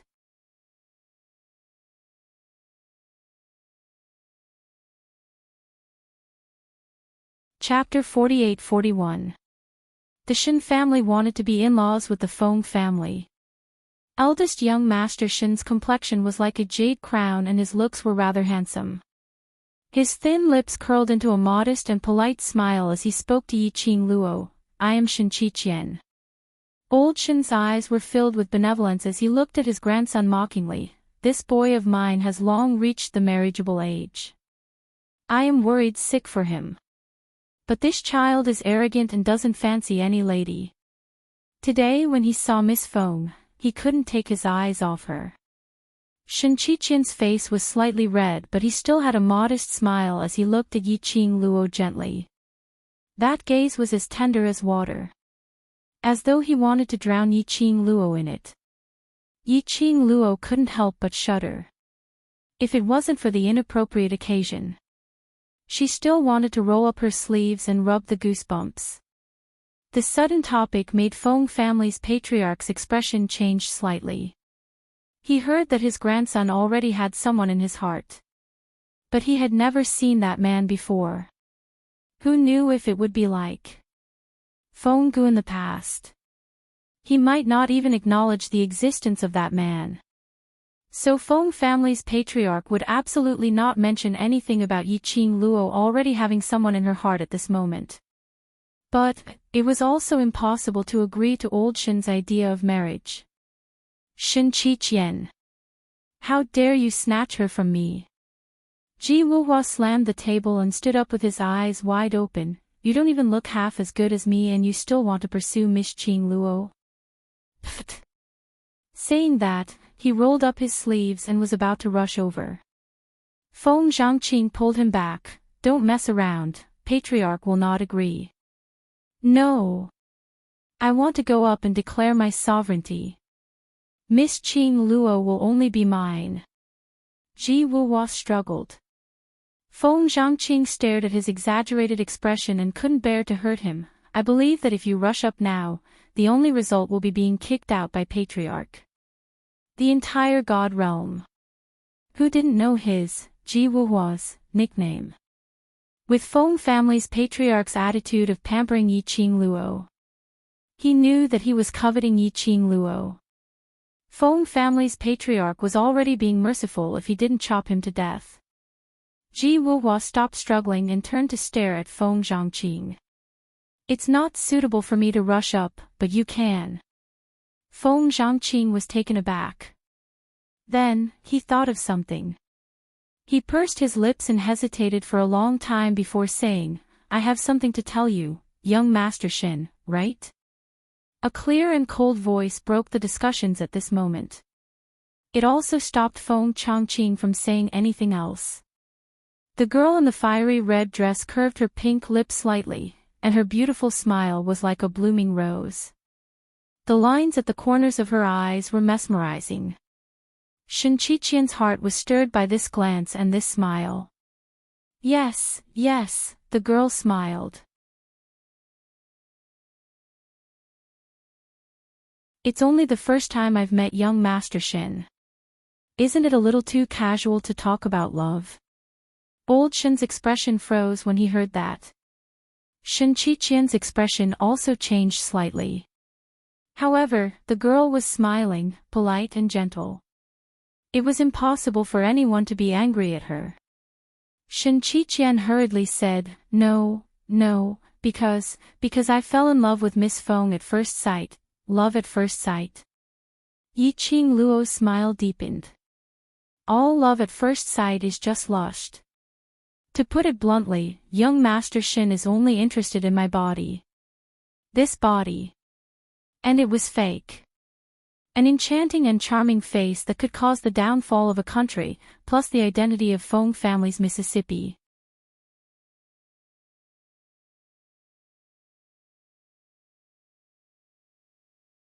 Chapter 48-42. Probably half of the people present had fallen in love with her at first sight. Shin Qiqian was stumped by Yi Qing Luo's words. Patriarch Feng interrupted in time, all right, these matters should be decided by the juniors themselves. He looked lovingly at the young lady next to him. I have nothing more to ask for now, I only hope that my little Luo can be happy. Old Shin laughed out loud as he patted Shin Qiqian's shoulder. Qian, did you hear that? Old Feng wants you to grasp the opportunity yourself. Shin Qiqian's face flushed slightly, showing the youth's inexperience. I understand. They were all smart people. Every word and sentence could lead to various topics. Patriarch Feng naturally wouldn't fall out in front of everyone. Shin Qiqian's eyes were filled with tenderness as he looked at Yi Qing Luo with a modest and warm smile. Miss Feng, I will use time to prove my sincerity. Yi Qing Luo. She wanted to vomit. To tell the truth, she didn't want to expose Shin Qiqian's modest mask. No matter how young and inexperienced Shin Qiqian appeared, no matter how tender he was. She could see the greed and yearning in Shin Qiqian's eyes. To put it bluntly, he got close to her because of her identity as the Feng family's miss, plus this face. Of course, even without this face, Shin Qiqian would come over. His motive was too strong. Yi Qing Luo was just about to put on a smiling face. Suddenly, a voice was heard from not far away. Sincerity in time, we don't need to trouble eldest young Master Shin. Feng Liqiong walked over slowly. He squinted his eyes dangerously as he looked at Shin Qiqian with a faint smile. Our little Luo already has a fiancé. What?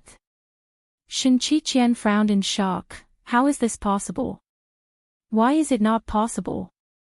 Feng Liqiong scoffed lightly as he strode to Yi Qing Luo's side.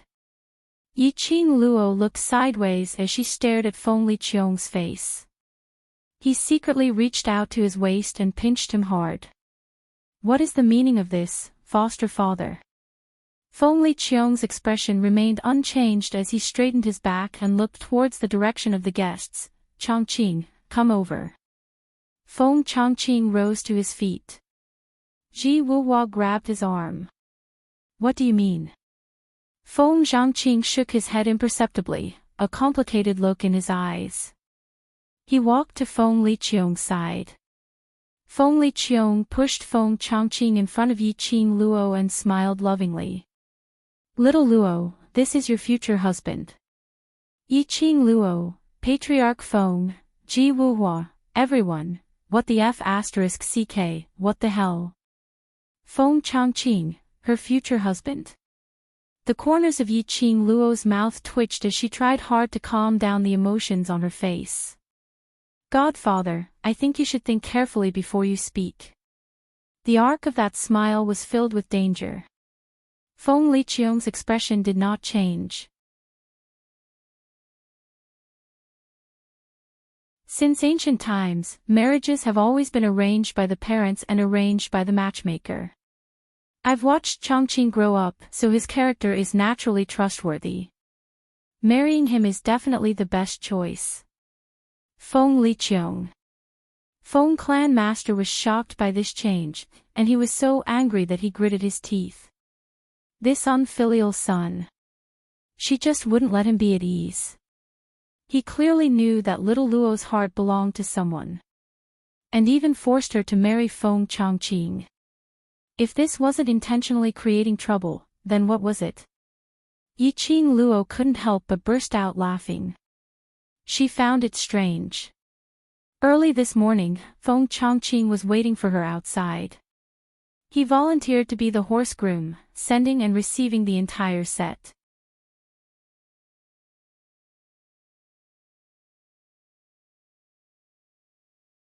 Chapter 48-43. In particular, his every movement seemed to release his hormones, intentionally or unintentionally. Usually, Feng Zhangqing was gentle like jade and dressed like an elegant gentleman. But today he had obviously dressed up meticulously. Although Yiqing Luo felt strange, she didn't think too much about it. After all, there was still Ji Wuhua by the side. Feng Zhangqing didn't do anything else. But now, Yiqing Luo understood the reason behind it. It was clear that Feng Liqiang had planned this from the start. Trying to tie her and Feng Zhangqing together. Was she sure that she wasn't willing to spoil this banquet? Motherf *Ker. Secluded palace didn't play any tricks. Instead it was Feng Liqiang, who was stirring up trouble here.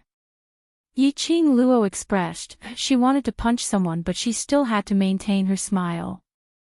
Little Luo and Zhangqing have always been getting along well. If the two of them can develop further and turn my disciple into my son-in-law, what's wrong with that? Feng Liqiang smiled warmly and arrogantly. His phoenix eyes were slightly raised as he looked at Yiqing Luo in a slightly provocative manner. Yiqing Luo gave a fake smile. If you want to increase our relationship, why don't you just acknowledge him as your godson? Feng Liqiang waved her hand. Zhangqing likes you. As his master, I naturally have to fulfill his wish. What if * King perfection was this? Happy my ass. Don't think she didn't know. Feng Zhangqing didn't like her at all. The reason why he did this was because he listened to his master's words. Feng Liqiang's move made old Shen a little embarrassed. They wanted to make use of this Miss Feng to climb up to the Feng family. But they didn't expect that Feng Liqiang had already set the engagement for Miss Feng. Their restless hearts could only be kept away. But they accepted. It didn't mean others would. For example, Ji Wuhua. Ji Wuhua was in a daze. His goddess wanted to be good to his best brother, and they were going to get engaged. Just a moment ago, he was still telling his brother about his deep love for his goddess. The next moment, his brother and his goddess were together.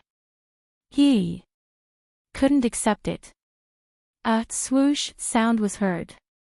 He rose to his feet, pointing a finger at Feng Zhangqing and cursed, Feng Zhangqing. Shen Qiqian came out to snatch Miss Qing Luo from me and now you're here to snatch her from me.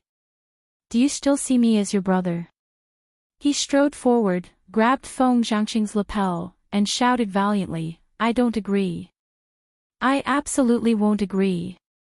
Following that, he looked towards Patriarch Feng with a serious look. Patriarch Feng, actually I have had Miss Qing Luo's heart for a very long time. He was serious and full of sincerity. After finishing this sentence, Feng Clan Master's white beard twitched as he stared at Ji Wuhua. Tell me, are you not happy when you see that woman? Ji Wuhua put on a serious look. Now I only have Miss Qing Luo in my eyes. As long as Patriarch Feng is willing to betroth Miss Qing Luo to me, those ladies in my 100-flower gardens are willing to dismiss Miss Qing Luo. You, get lost. Patriarch Feng couldn't control himself as he lifted his leg and kicked Ji Wuhua's face. I would rather marry Xiao Luo to Zhangqing than marry a libertine like you. Looks like father has agreed to this marriage. Feng Liqiong took the opportunity. Since that's the case, then this matter is decided. You. Patriarch Feng pointed at Feng Liqiong and then pointed at Ji Wuhua. Ji Wuhua was doing this on purpose, to make him agree to Feng Zhangqing's marriage. Ji Wuhua. He wanted to cry but no tears came out. He was wrongly accused. This acting god emperor was simply too treacherous. He wasn't convinced.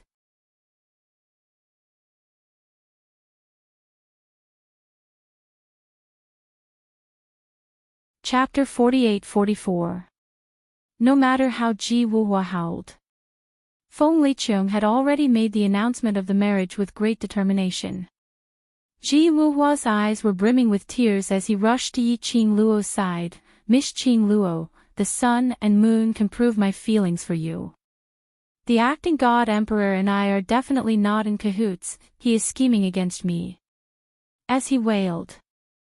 As he stretched out his demonic claws towards Yi Qing Luo's little hand, Miss Qing Luo, I am sincerely pleased with you.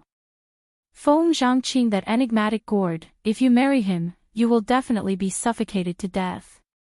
And, he is not as good looking as me. Only I am the best choice. An incomparably sincere confession. It made Yi Qing Luo's lips twitch. Enough. Yi Qing Luo raised her hand to stop Ji Wuhua's howling. Don't pester me with all these nonsense, I don't want to inexplicably be hated by others. She rolled her eyes. One red plum blossom is already troublesome enough. Are you trying to attract purple plum blossom, green plum blossom, yellow plum blossom for me? Ji Wuhua scratched his head. There are no purple plum blossom, green plum blossom or yellow plum blossom in my 100 gardens. Yi Qing Luo. Get lost. Yi Qing Luo couldn't be bothered to talk to this retard.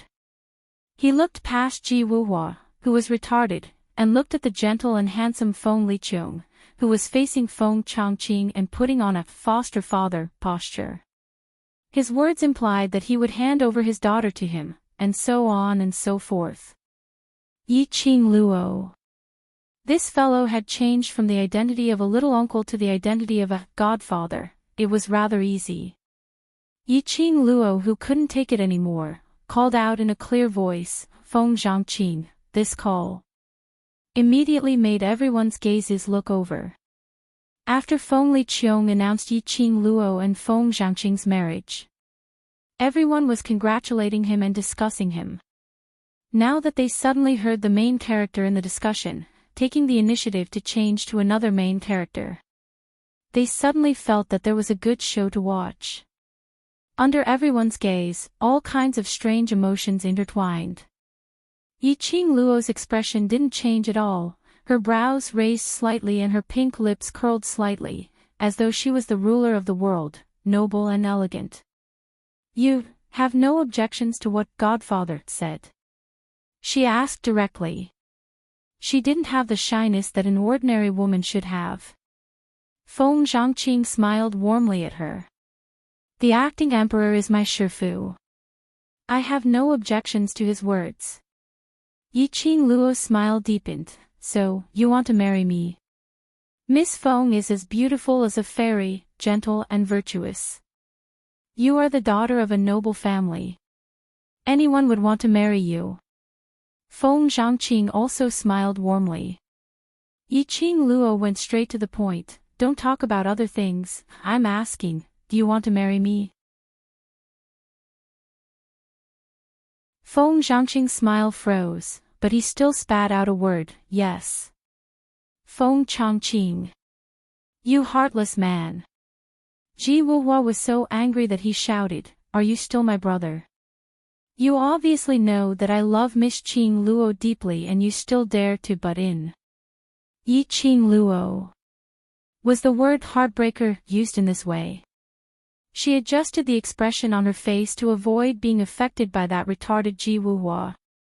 She continued to maintain an unfathomable smile. Her gaze was clear and calm as she met Feng Zhangqing's eyes. But, I don't want to. She raised her eyes and looked at Feng Liqiong. Godfather and grandfather dote on me so much, do you really bear to force me to marry someone I don't like? Nonsense. Feng Liqiong flicked her sleeves, what's there to say about liking or not? After getting along for a long time, you will naturally like him. You're tuning into the LoveLore Library YouTube channel. We're so grateful for your support and don't forget to subscribe to join us on this incredible journey through captivating stories. Your generosity through donations truly makes a world of difference, as it's the primary source of revenue that allows me to expand and enhance this channel for you. Thank you from the bottom of my heart for being a part of this adventure.